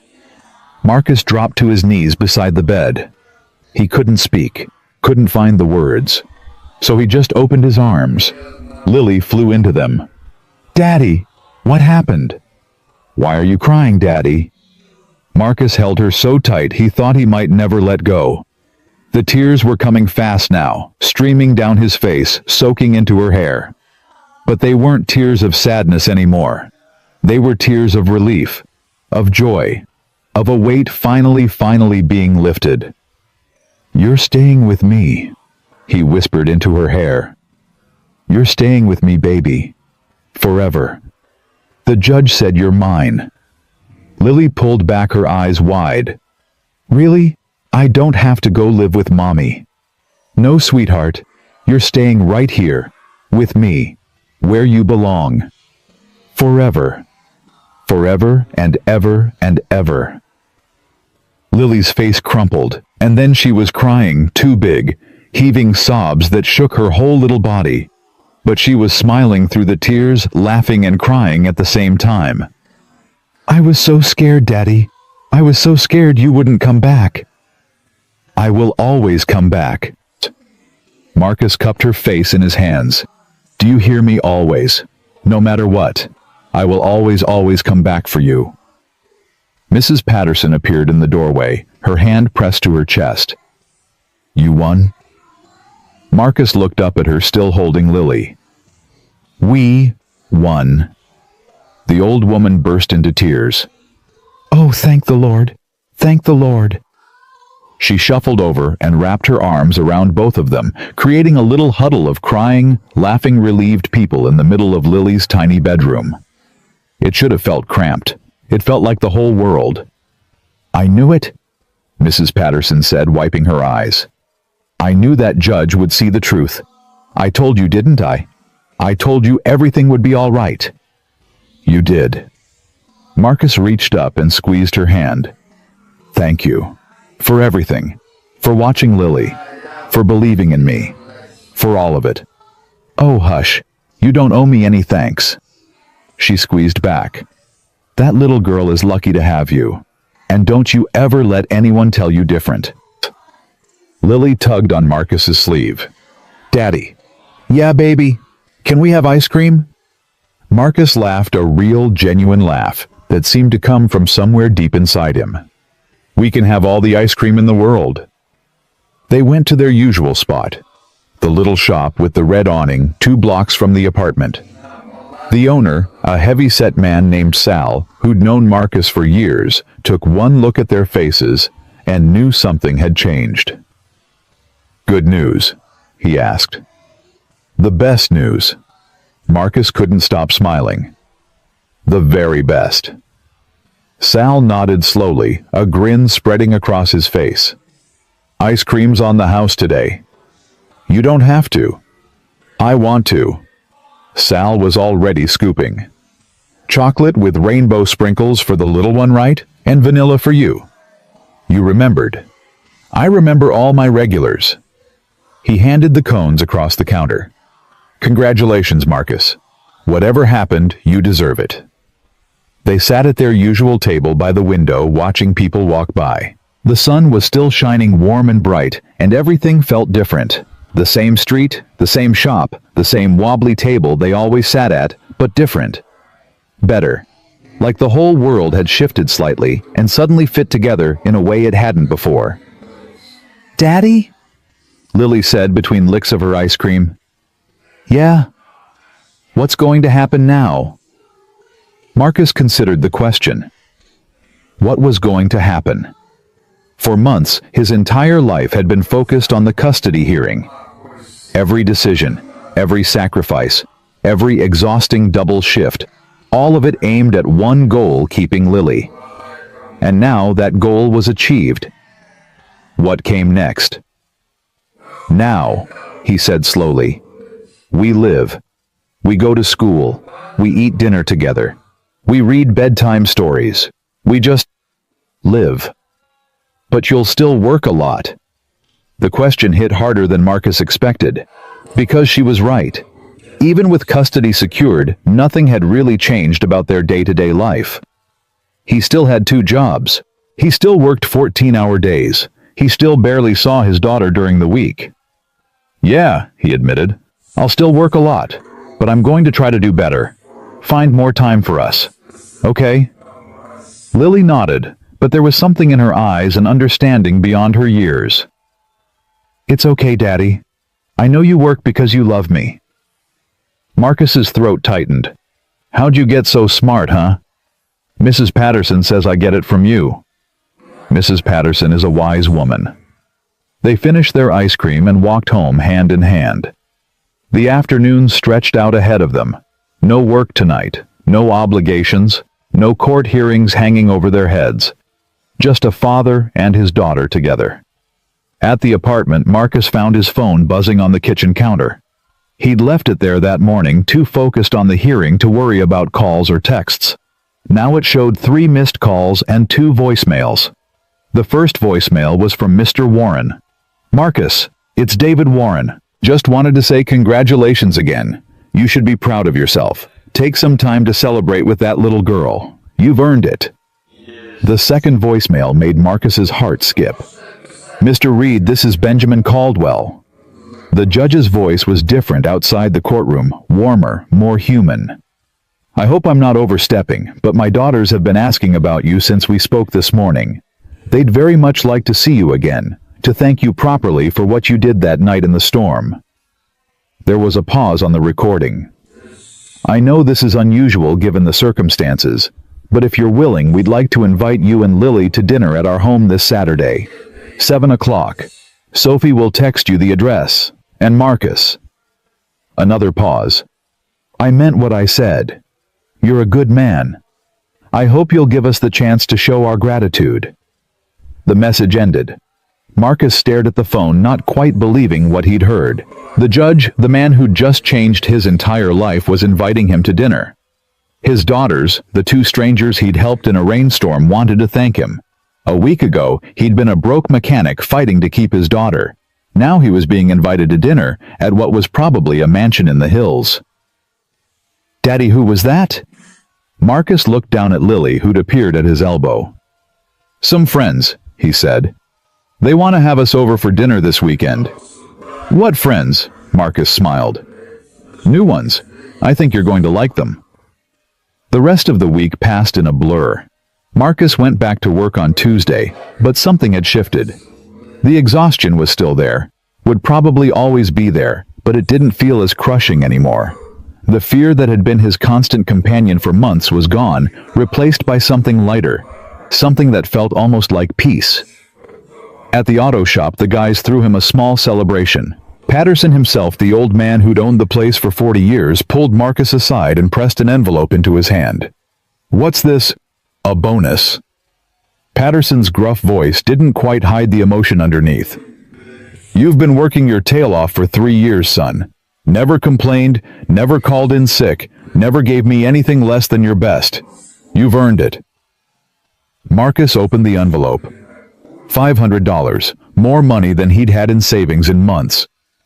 "Mr. Patterson, I can't." "You can and you will." The old man clapped him on the shoulder. "Buy that little girl something nice. Take her somewhere special. You've been surviving for too long, Marcus. It's time to start living." At the diner, the evening shift went smoother than usual. Maybe it was his mood, maybe it was just luck, but the tips were better than they'd been in weeks. By the time he clocked out, Marcus had another $100 in his pocket. Thursday night, he took Lily shopping. Not at Goodwill, not at the clearance rack. At an actual store with actual new clothes that had never been worn by anyone else. Lily's eyes went wide as saucers when he told her she could pick out anything she wanted. Anything, within reason. Marcus grinned. But yeah, anything. She chose a dress. A blue one with little white flowers on it, the kind of thing she'd only ever seen other girls wear to church. She held it up to her chest and looked in the mirror with an expression of pure wonder. "It's so pretty, Daddy." "Not as pretty as you." They bought the dress and a new pair of shoes to go with it, and a hair ribbon that matched the flowers. It was more money than Marcus usually spent on clothes in a month, but he didn't care. For once, he didn't count every penny. For once, he let himself enjoy giving his daughter something special. Friday afternoon, Sophie texted him the address for dinner. Marcus looked it up on his phone and nearly dropped it. The house was in the hills, in a neighborhood he'd only ever driven through on the way to somewhere else. The kind of place where the driveways had gates and the lawns were always perfect. "That's where we're going?" Lily asked, peering over his shoulder. "Apparently." "Is it a castle?" Marcus laughed. "Close enough." Saturday morning, he woke up nervous. He hadn't been nervous like this since the custody hearing. His hands shook as he made breakfast. His stomach churned when he tried to eat. What was he supposed to say to these people? How was he supposed to act? He was a mechanic and a waiter. They were clearly wealthy beyond anything he could imagine. What if they looked down on him? What if they treated him like charity case? What if Lily felt out of place and uncomfortable? "Daddy, you're burning the eggs." Marcus blinked and looked down at the pan. Smoke was rising from the scrambled eggs, which had turned from yellow to brown to nearly black while he was lost in thought. "Shoot!" He pulled the pan off the burner and scraped the ruined eggs into the trash. "Sorry, sweetheart. I'll make more. Are you nervous about dinner?" Marcus turned to look at his daughter. She was watching him with those big brown eyes, too perceptive for her own good. "A little," he admitted. "Why?" "Good question. Why was he nervous?" These people had invited him. They wanted him there. Judge Caldwell had called him a good man. Sophie and Maya had been nothing but kind. "I guess I'm just not used to this," Marcus said slowly. "Being invited to nice places, being thanked for things, having people actually want to spend time with us." Lily considered this. "Mrs. Patterson wants to spend time with us." "That's different. Mrs. Patterson is like family. So maybe these people will be like family too." Marcus stared at his daughter. Sometimes she said things that stopped him in his tracks that made him wonder if she was really only 6 years old. "When did you get so wise?" he asked. "You keep asking me that." "Because you keep surprising me." He made fresh eggs and they ate breakfast together at the tiny kitchen table. After he helped Lily take a bath and carefully combed her hair while it was still wet. She put on her new blue dress and her new shoes and the hair ribbon, and when she stood in front of the mirror, she looked like a different child. "I look pretty," she said, surprised. "You always look pretty." Marcus knelt down to her level. "This dress just helps everyone else see it." He'd bought himself a new shirt too. Nothing fancy, just a clean button-down that didn't have any grease stains on it. He paired it with his best jeans and his least worn boots, and when he looked in the mirror, he thought he looked almost respectable. Almost. They left the apartment at 6:30, giving themselves plenty of time for the drive. The route took them through parts of the city Marcus rarely visited, past the fancy restaurants and the boutique shops, past the high-end car dealerships, and the office buildings, where important people made important decisions. The higher they climbed into the hills, the bigger the houses got. By the time they reached the address Sophie had sent, Marcus was gripping the steering wheel so tight his knuckles had gone white. The Caldwell house wasn't a castle, but it was close. A wrought iron gate opened onto a long driveway that curved through a manicured lawn. The house itself was enormous, 3 stories of stone and glass, with more windows than Marcus could count. There were at least a dozen cars parked along the circular drive, all of them worth more than Marcus made in a year. "Whoa," Lily breathed. "Yeah." Marcus swallowed hard. "Whoa." He parked his battered Honda among the luxury vehicles, feeling like a trespasser. For a moment, he just sat there trying to gather his courage. What was he doing here? These people lived in a different world. They probably had staff butlers, people who cooked their meals and cleaned their rooms. What could they possibly have in common with a broke mechanic from the wrong side of town? "Daddy!" Lily's voice was small. "Are we going in?" Marcus looked at his daughter. She was nervous too, he could see it in her eyes. But she was also excited, curious, ready to step into this unfamiliar world and see what it held. If she could be brave, so could he. "Yeah, baby." He opened his door. "We're going in." They walked up to the front entrance together, hand in hand. Before Marcus could knock, the door flew open. Sophie stood there grinning from ear to ear. "You came..." She threw her arms around Marcus in a hug that caught him completely off guard. "We weren't sure if you would, but you came..." "Of course we came." Marcus patted her back awkwardly. "You invited us." Maya appeared behind her sister, equally excited. "Is this Lily?" "Oh my God, she's even cuter than you described." She dropped to her knees in front of Lily, bringing herself to the little girl's level. "Hi Lily, I'm Maya. Your dad helped us when our car broke down. He's kind of a hero, you know." Lily looked up at Marcus, then back at Maya. "He's my daddy." "The best kind of hero." Maya smiled warmly. "Do you want to see our game room? We have every video game in existence. Well, almost every video game." Lily's eyes went wide. "Really? Cross my heart. Sophie, show Marcus inside. I'm going to give this little princess a tour." She held out her hand, and Lily, after a quick glance at Marcus for permission, took it. They disappeared into the house, Maya chattering excitedly about all the games they were going to play. "She's great with kids," Sophie said, watching them go. "She always wanted to be a teacher, but Dad pushed her toward business school. And you, law school." Sophie rolled her eyes. "Because apparently our family needs another lawyer. Come on, let me show you around." The inside of the house was even more impressive than the outside. High ceilings, artwork on the walls, furniture that looked like it belonged in a museum. Marcus felt like he should be watching where he walked, afraid to touch anything. "Relax," Sophie said, clearly reading his discomfort. "It's just a house. A stupidly big house, but still just a house. It's bigger than my entire apartment building. I know. Believe me, Maya and I would trade it for something smaller in a heartbeat. Somewhere that actually felt like a home." She led him toward the back of the house. "Dad's on the patio. He's been looking forward to seeing you all week." They walked through a set of glass doors onto a terrace that overlooked the city below. Judge Caldwell was standing at the railing, gazing out at the view.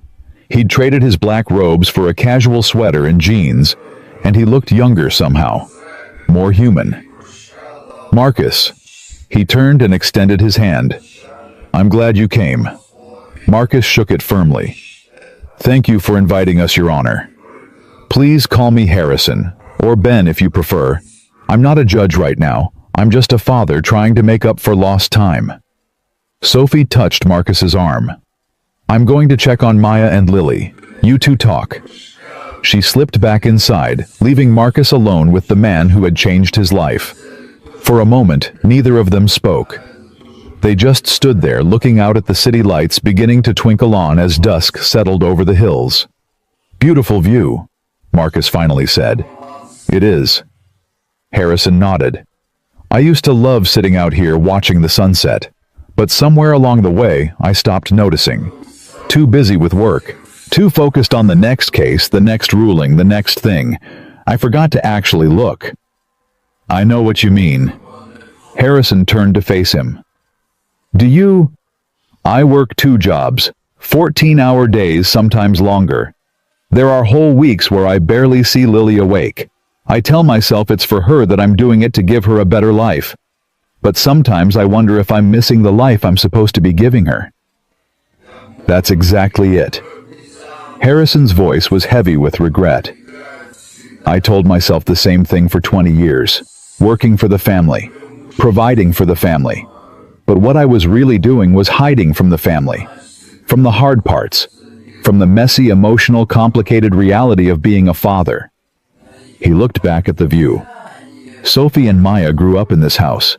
They had everything money could buy, the best schools, the best clothes, vacations to places most people only dream about. But they didn't have me. Not really. I was always in my office, always on the phone, always somewhere else, even when I was physically present. They still love you, Marcus said. I could tell from the way they talked about you that night. I know. That's almost worse in a way. I didn't deserve their love, but they gave it anyway. Harrison turned to face Marcus directly. That's why I wanted to meet you, to thank you properly, not just for helping them that night, but for showing me something I needed to see. What's that? That being present matters more than being successful. That showing up, really showing up, not just going through the motions, is the most important thing a father can do. Marcus thought about all the nights he'd come home after midnight, too exhausted to do anything but kiss Lily's forehead and collapse on the couch. All the school events he'd attended with his eyes half closed. All the bedtime stories he'd rushed through because he still had to get to his second job. I'm not sure I'm the best example, he admitted. I'm barely holding it together most days. But you're holding it together for her. Harrison put a hand on his shoulder. That's the difference. Everything you do, every sacrifice you make, it's for Lily. Not for your career, not for your ego, for her.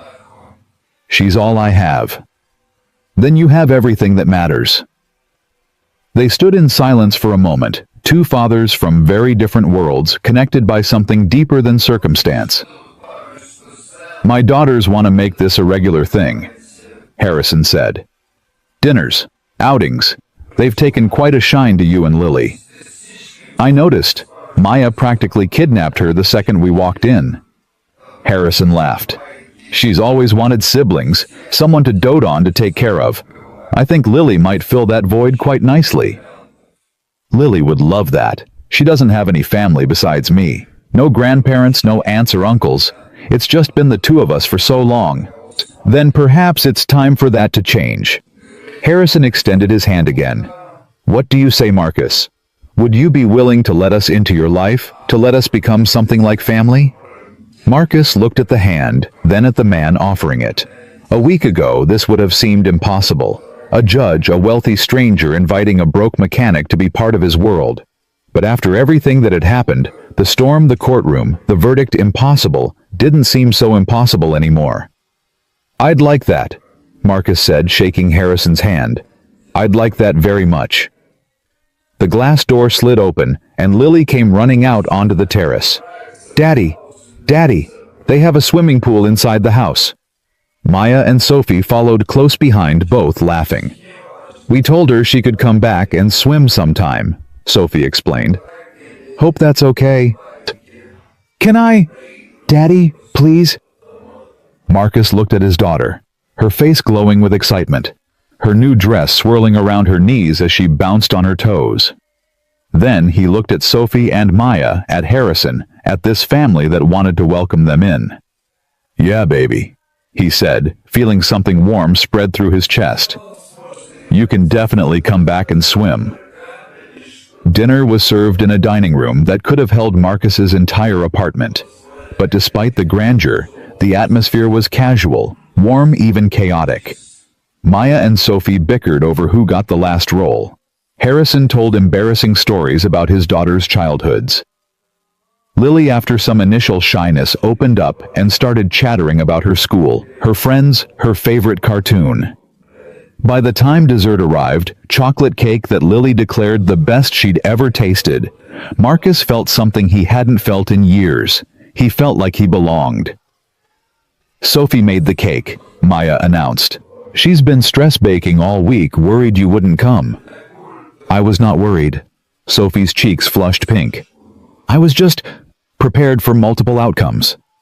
"She made 3 different cakes, just in case." Maya. The sisters dissolved into laughter, and Marcus found himself laughing too. It felt strange, almost foreign, this easy joy, this comfortable camaraderie. He'd forgotten what it was like to be part of something bigger than just himself and Lily. After dinner, Maya taught Lily how to play a racing video game in the game room, while Sophie and Marcus sat on a balcony overlooking the pool. "She's amazing," Sophie said, watching Lily through the glass doors. "So bright, so happy. You've done an incredible job with her." "She makes it easy." "I doubt that's true." Sophie turned to face him. "Being a single parent can't be easy, especially with everything you've been through." Marcus shrugged. "You do what you have to do." "See, that's the thing." Sophie leaned forward. "Most people don't. Most people take the easy way out. They give up, they walk away. They prioritize themselves over their kids. Like your father did." The words came out before Marcus could stop them. He winced immediately. "I'm sorry. That was... No, it's okay." Sophie's voice was quiet, but not angry. "You're right. He did walk away in his own way. He was there physically, but not emotionally, not when it mattered. He's trying to change. I know, and I appreciate it. But there's a difference between trying to make up for lost time and never losing it in the first place." She looked at Marcus with something like admiration. "You never lost that time with Lily. Even when you were working yourself to death, even when you could barely keep your eyes open, you were there. You showed up. That matters." Marcus didn't know what to say. He wasn't used to being praised, wasn't used to people seeing value in the life he'd been struggling through. "Thank you," he finally managed. "For saying that, for seeing that. Thank you for stopping that night." Sophie's eyes glistened. "You saved us, Marcus. Not just from the storm. You saved our family. Because of you, my father is finally trying to be a real dad. Because of you, Maya and I might finally get the relationship with him we always wanted. I just gave you a ride to a hotel." "You did so much more than that." She reached over and squeezed his hand. "You showed us what a real father looks like. Someone who puts his child first no matter what. Someone who shows up even when it's hard. You gave us hope." Marcus looked through the glass doors at his daughter, who was laughing at something Maya had said, her face bright with joy. "She's the one who gave me hope," he said softly. "Every single day." They sat in comfortable silence, watching the stars appear one by one in the darkening sky. When it was finally time to leave, Lily was half asleep on Maya's shoulder, worn out from the excitement of the evening. Maya carried her to the car like she was something precious, settling her gently in the back seat. "Same time next week?" Sophie asked. Marcus looked at his daughter at the twins at Harrison standing in the doorway of his enormous house. "Same time next week," he agreed. He drove home through quiet streets, Lily dozing in the back, the lights of the city twinkling around them. The apartment would still be small when they got there. The couch would still be uncomfortable. The fridge would still be mostly empty. But none of that mattered anymore, because they weren't alone anymore.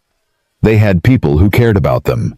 People who saw their worth, who wanted to be part of their lives, who had opened their doors and their hearts to a broke mechanic and his 6-year-old daughter. Family. Not by blood, but by choice. And sometimes Marcus was learning that was the strongest kind of all. The weeks that followed felt like a dream Marcus was afraid to wake from. Every Saturday, he and Lily drove up to the Caldwell house for dinner. Every Saturday, the twins greeted them like family. Every Saturday, Harrison pulled Marcus aside for conversations that felt less like small talk and more like the kind of deep, meaningful discussions Marcus hadn't had since his own father passed away years ago.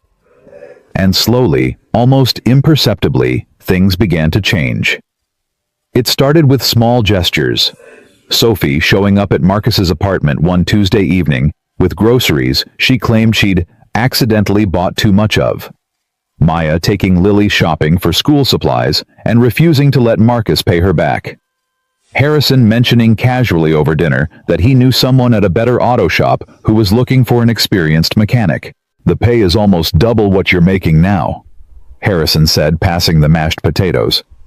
"Benefits included. Regular hours. You'd actually get to see your daughter awake during the week."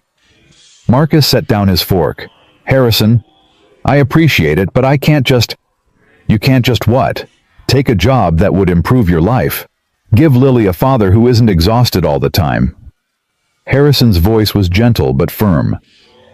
"Marcus, you've spent 3 years proving you're willing to sacrifice everything for your daughter. But sacrifice isn't supposed to be permanent. It's supposed to be a bridge to something better." "He's right, you know." Sophie reached over and touched Marcus's arm. "You deserve good things too, not just Lily. You." Marcus looked around the table at the faces watching him. Lily, who had stopped eating to listen with wide eyes. Maya, nodding encouragingly. Sophie, her hand still warm on his arm. Harrison waiting patiently for an answer. These people, these strangers who had become family in the span of a few weeks. They saw something in him that he'd stopped seeing in himself a long time ago. Worth. "Okay," he heard himself say. "I'll talk to them." The interview was the following Thursday. Marcus wore his courtroom suit, still the nicest thing he owned, and sat across from a man named Gerald Torres, who owned a high-end auto shop that specialized in luxury vehicles. The kind of cars Marcus had only ever worked on when wealthy clients brought them to Patterson's for basic maintenance. "Harrison speaks very highly of you," Gerald said, reviewing Marcus's work history. "Says you're the best mechanic he's ever met. He's never seen me work on a car." "No, but his daughter has." Gerald smiled. "Sophie told him about that night on the highway. How you diagnosed her Mercedes in the middle of a thunderstorm without any tools. That takes skill." Marcus shifted uncomfortably. It was just a bad battery connection. Anyone could have spotted it. "Anyone could have kept driving, you mean?" Gerald closed the folder. "Look, Marcus, I don't care about your resume. I care about character, and everything I've heard tells me you're the kind of man I want working in my shop." He slid a piece of paper across the desk. "That's the offer. Salary, benefits, the whole package. Take a few days to think about it." Marcus looked at the number on the paper and felt his heart stop. It was more money than he'd ever made in his life. More than both his current jobs combined. With benefits, health insurance, dental, paid vacation. Things he'd only ever dreamed about.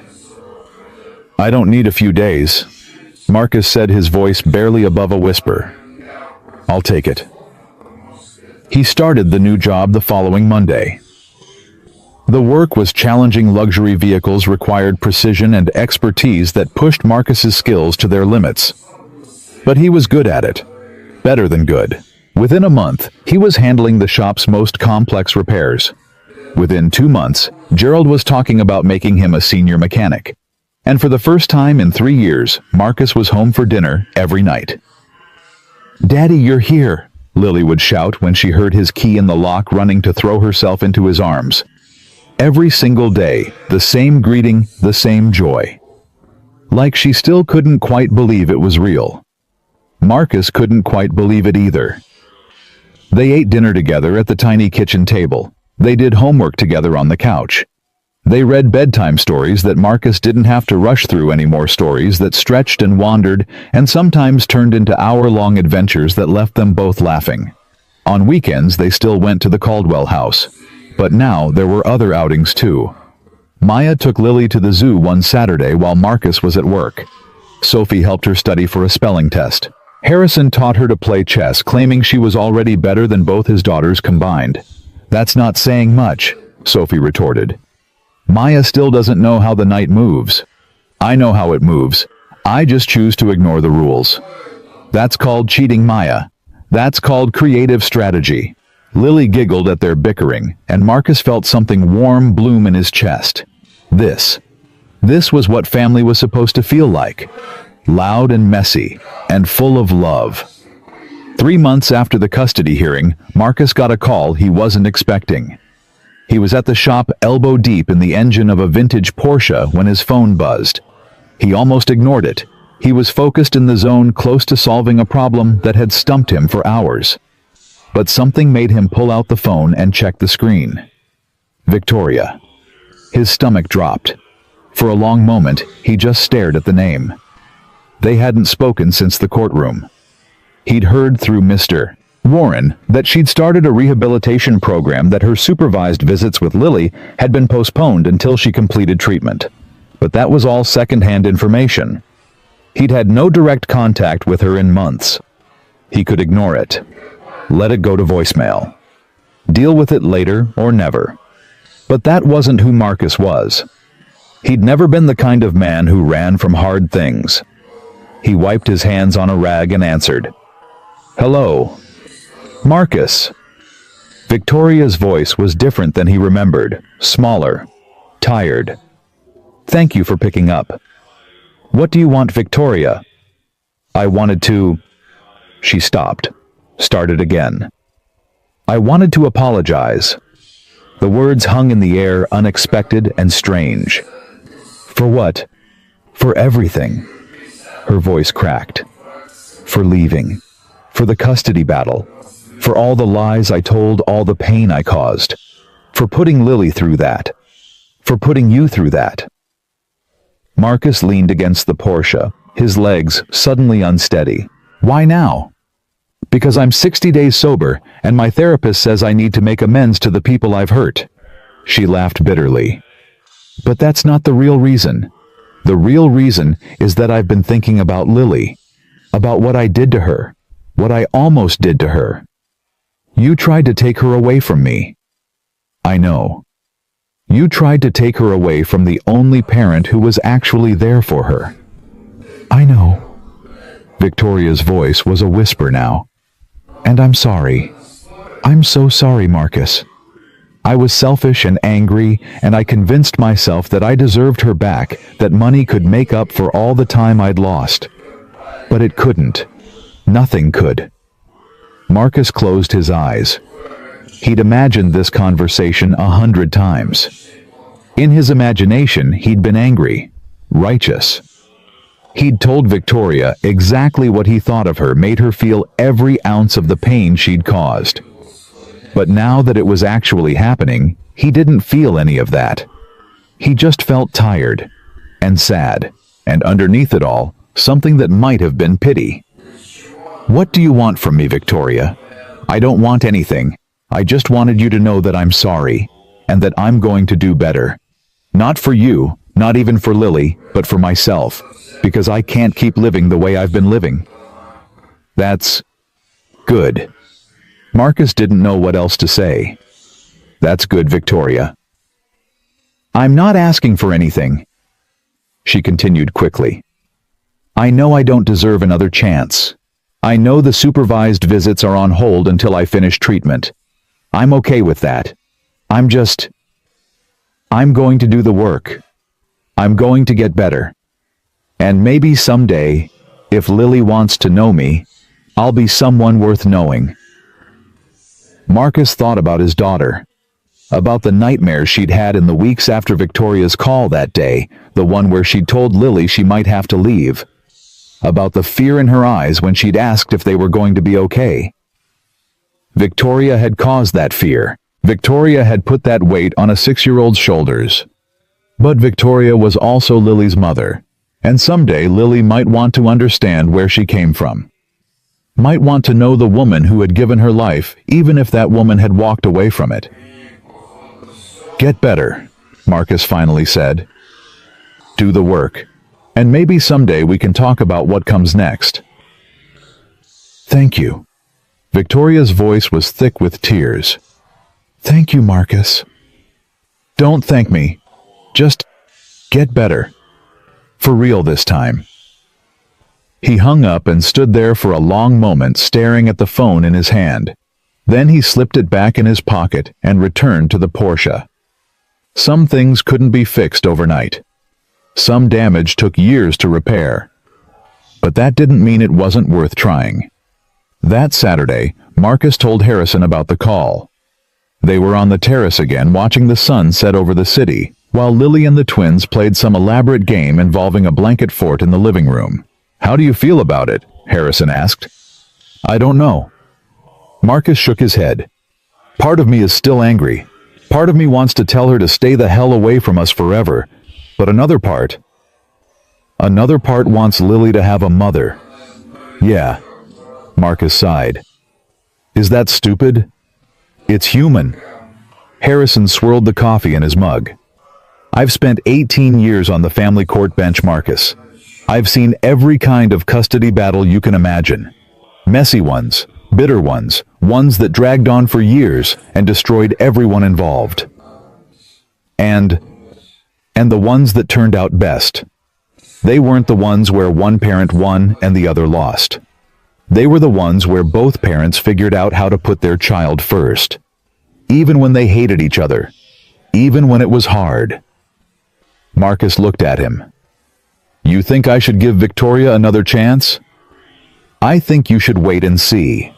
Let her prove she's changed. Let Lily decide when she's old enough what kind of relationship she wants with her mother." Harrison met his eyes. "But don't close the door completely. For Lily's sake, if nothing else." Marcus nodded slowly. "That's pretty good advice." "I've had a lot of practice." Harrison smiled. "Giving advice to other people is easy. Following it yourself is the hard part. Speaking from experience. More than I'd like to admit." Harrison's smile faded. "I spent 20 years putting my career ahead of my daughter's. 20 years of missed recitals and forgotten birthdays and broken promises. And now I'm trying to make up for it, trying to be the father I should have been all along. But I can't get that time back. I can only do better going forward." "Sophie and Maya seem to have forgiven you." "They're working on it. We all are." Harrison looked toward the house where laughter was spilling out from the blanket fort. "That's what family is, Marcus. Not perfection. Just people trying to do better. Trying to love each other, even when it's hard. Trying to show up day after day, even when you've failed before."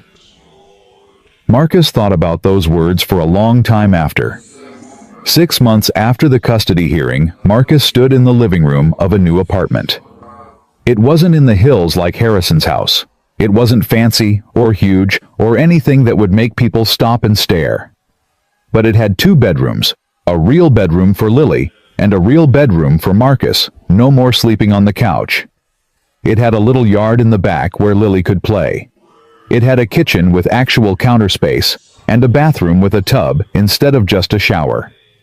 It was in every way that mattered a home. "Daddy, look!"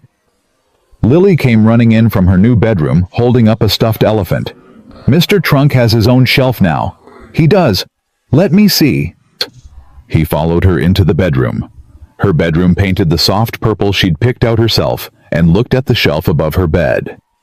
Mr. Trunk sat there proudly, flanked by a few books and a framed photo of Marcus and Lily at the zoo, taken the day Maya had treated them. "Perfect spot," Marcus said. "Maya helped me decorate." Lily bounced on her new bed, an actual bed with a frame and headboard, not the second-hand mattress she'd been sleeping on for years. She said, "I have good taste." "You do have good taste." The doorbell rang.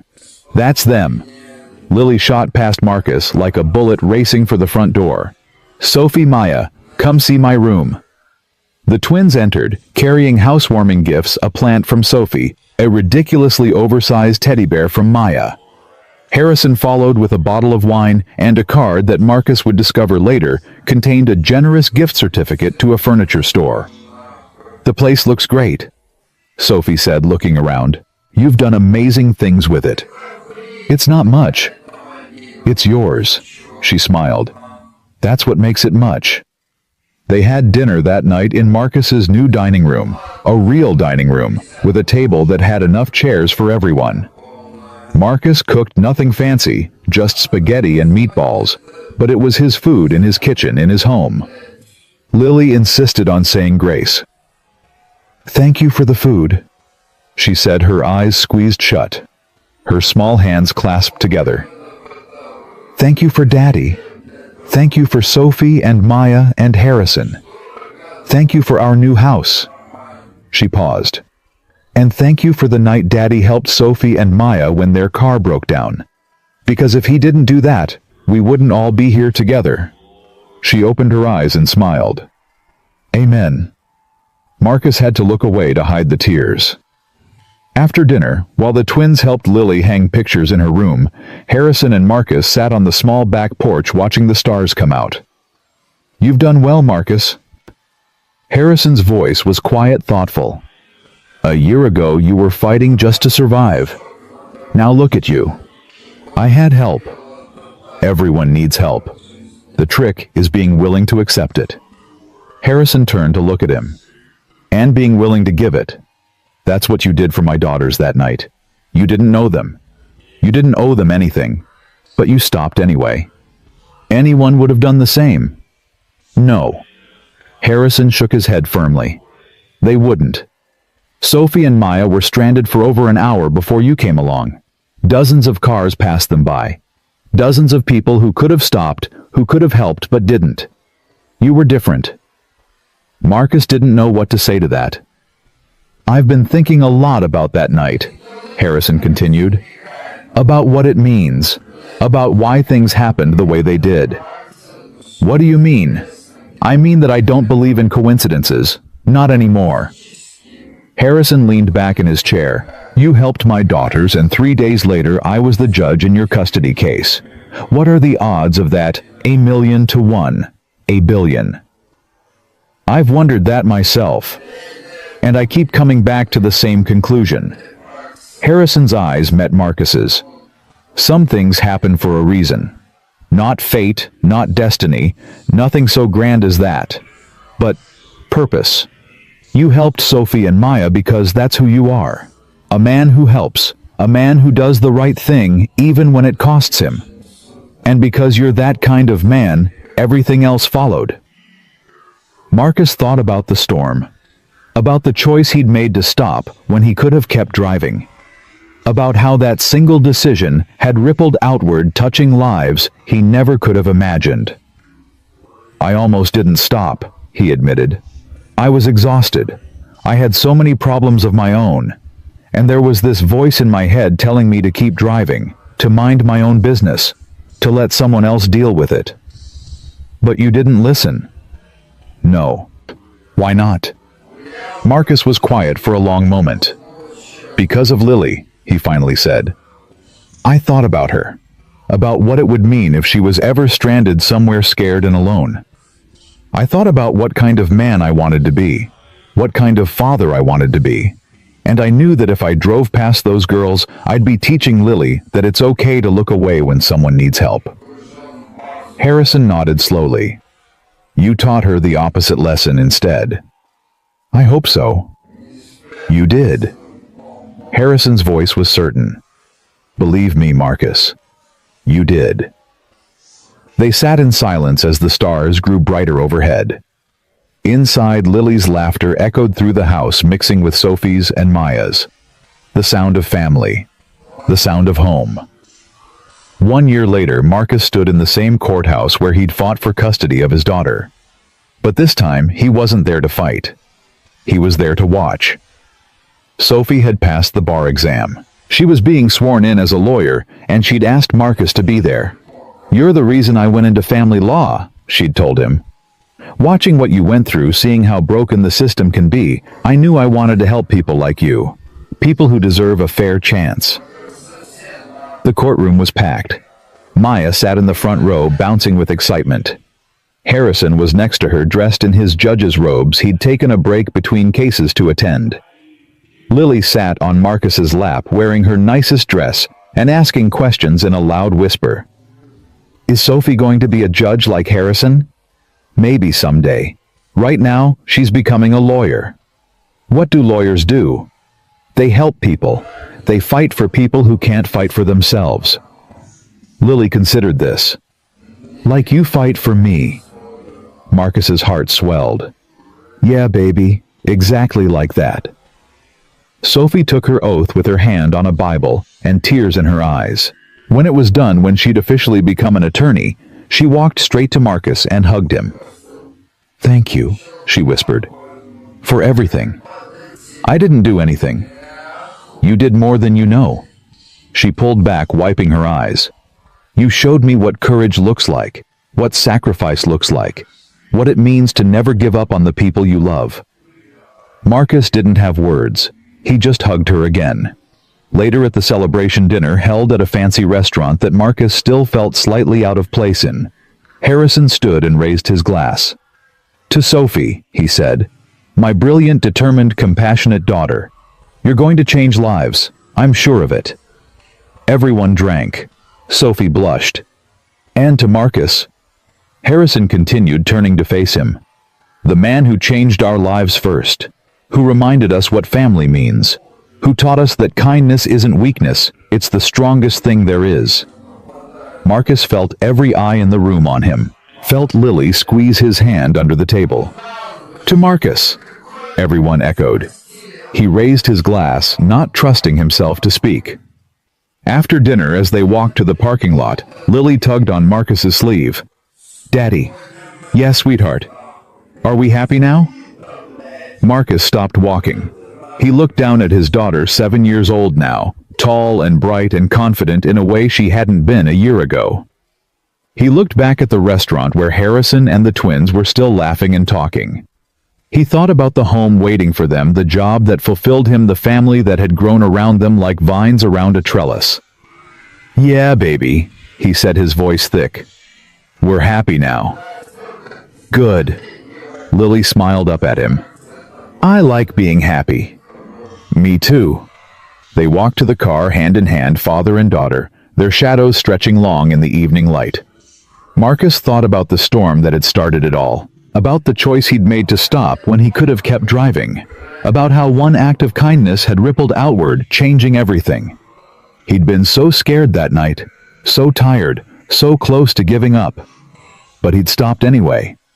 And because he stopped, two strangers became family. A broken system delivered justice. A little girl got to stay with the father who loved her. And a man who'd been surviving for years finally learned how to live. Sometimes the smallest decisions carry the biggest weight. Sometimes helping a stranger helps you more than you could ever imagine. Sometimes the people you save become the people who save you. Marcus had learned these lessons the hard way through storms and courtrooms and sleepless nights, but he'd learned them, and he would never forget. He opened the car door for Lily, watched her climb inside, buckled her seatbelt with the same care he'd shown her every day of her life. Ready to go home? He asked. Ready. He started the engine and pulled out of the parking lot, his daughter safe beside him, his heart full of a peace he'd almost stopped believing was possible. The road stretched out ahead of them, dark and endless, full of uncertainty. But Marcus wasn't afraid anymore. He'd learned that the darkness wasn't something to fear. It was just the space between one act of kindness and the next. And as long as he kept choosing kindness, kept stopping when he could keep driving, kept helping when he could look away, kept loving. When it would be easier to let go, the light would always find its way back. That was the truth. Marcus Reed had discovered in a storm. That was the truth he would carry with him for the rest of his life. That was the truth he would teach his daughter, and that she would teach her children, and that would echo forward through generations. Kindness matters. Showing up matters. Fighting for the people you love matters. And sometimes, just sometimes, the universe rewards those who refuse to give up. Marcus pulled onto the highway, Lily already dozing in the seat beside him, the city lights fading behind them. He was going home. He was finally, truly going home. And he would never stop being grateful for the night he chose to stop in a storm and help two strangers who changed his life forever.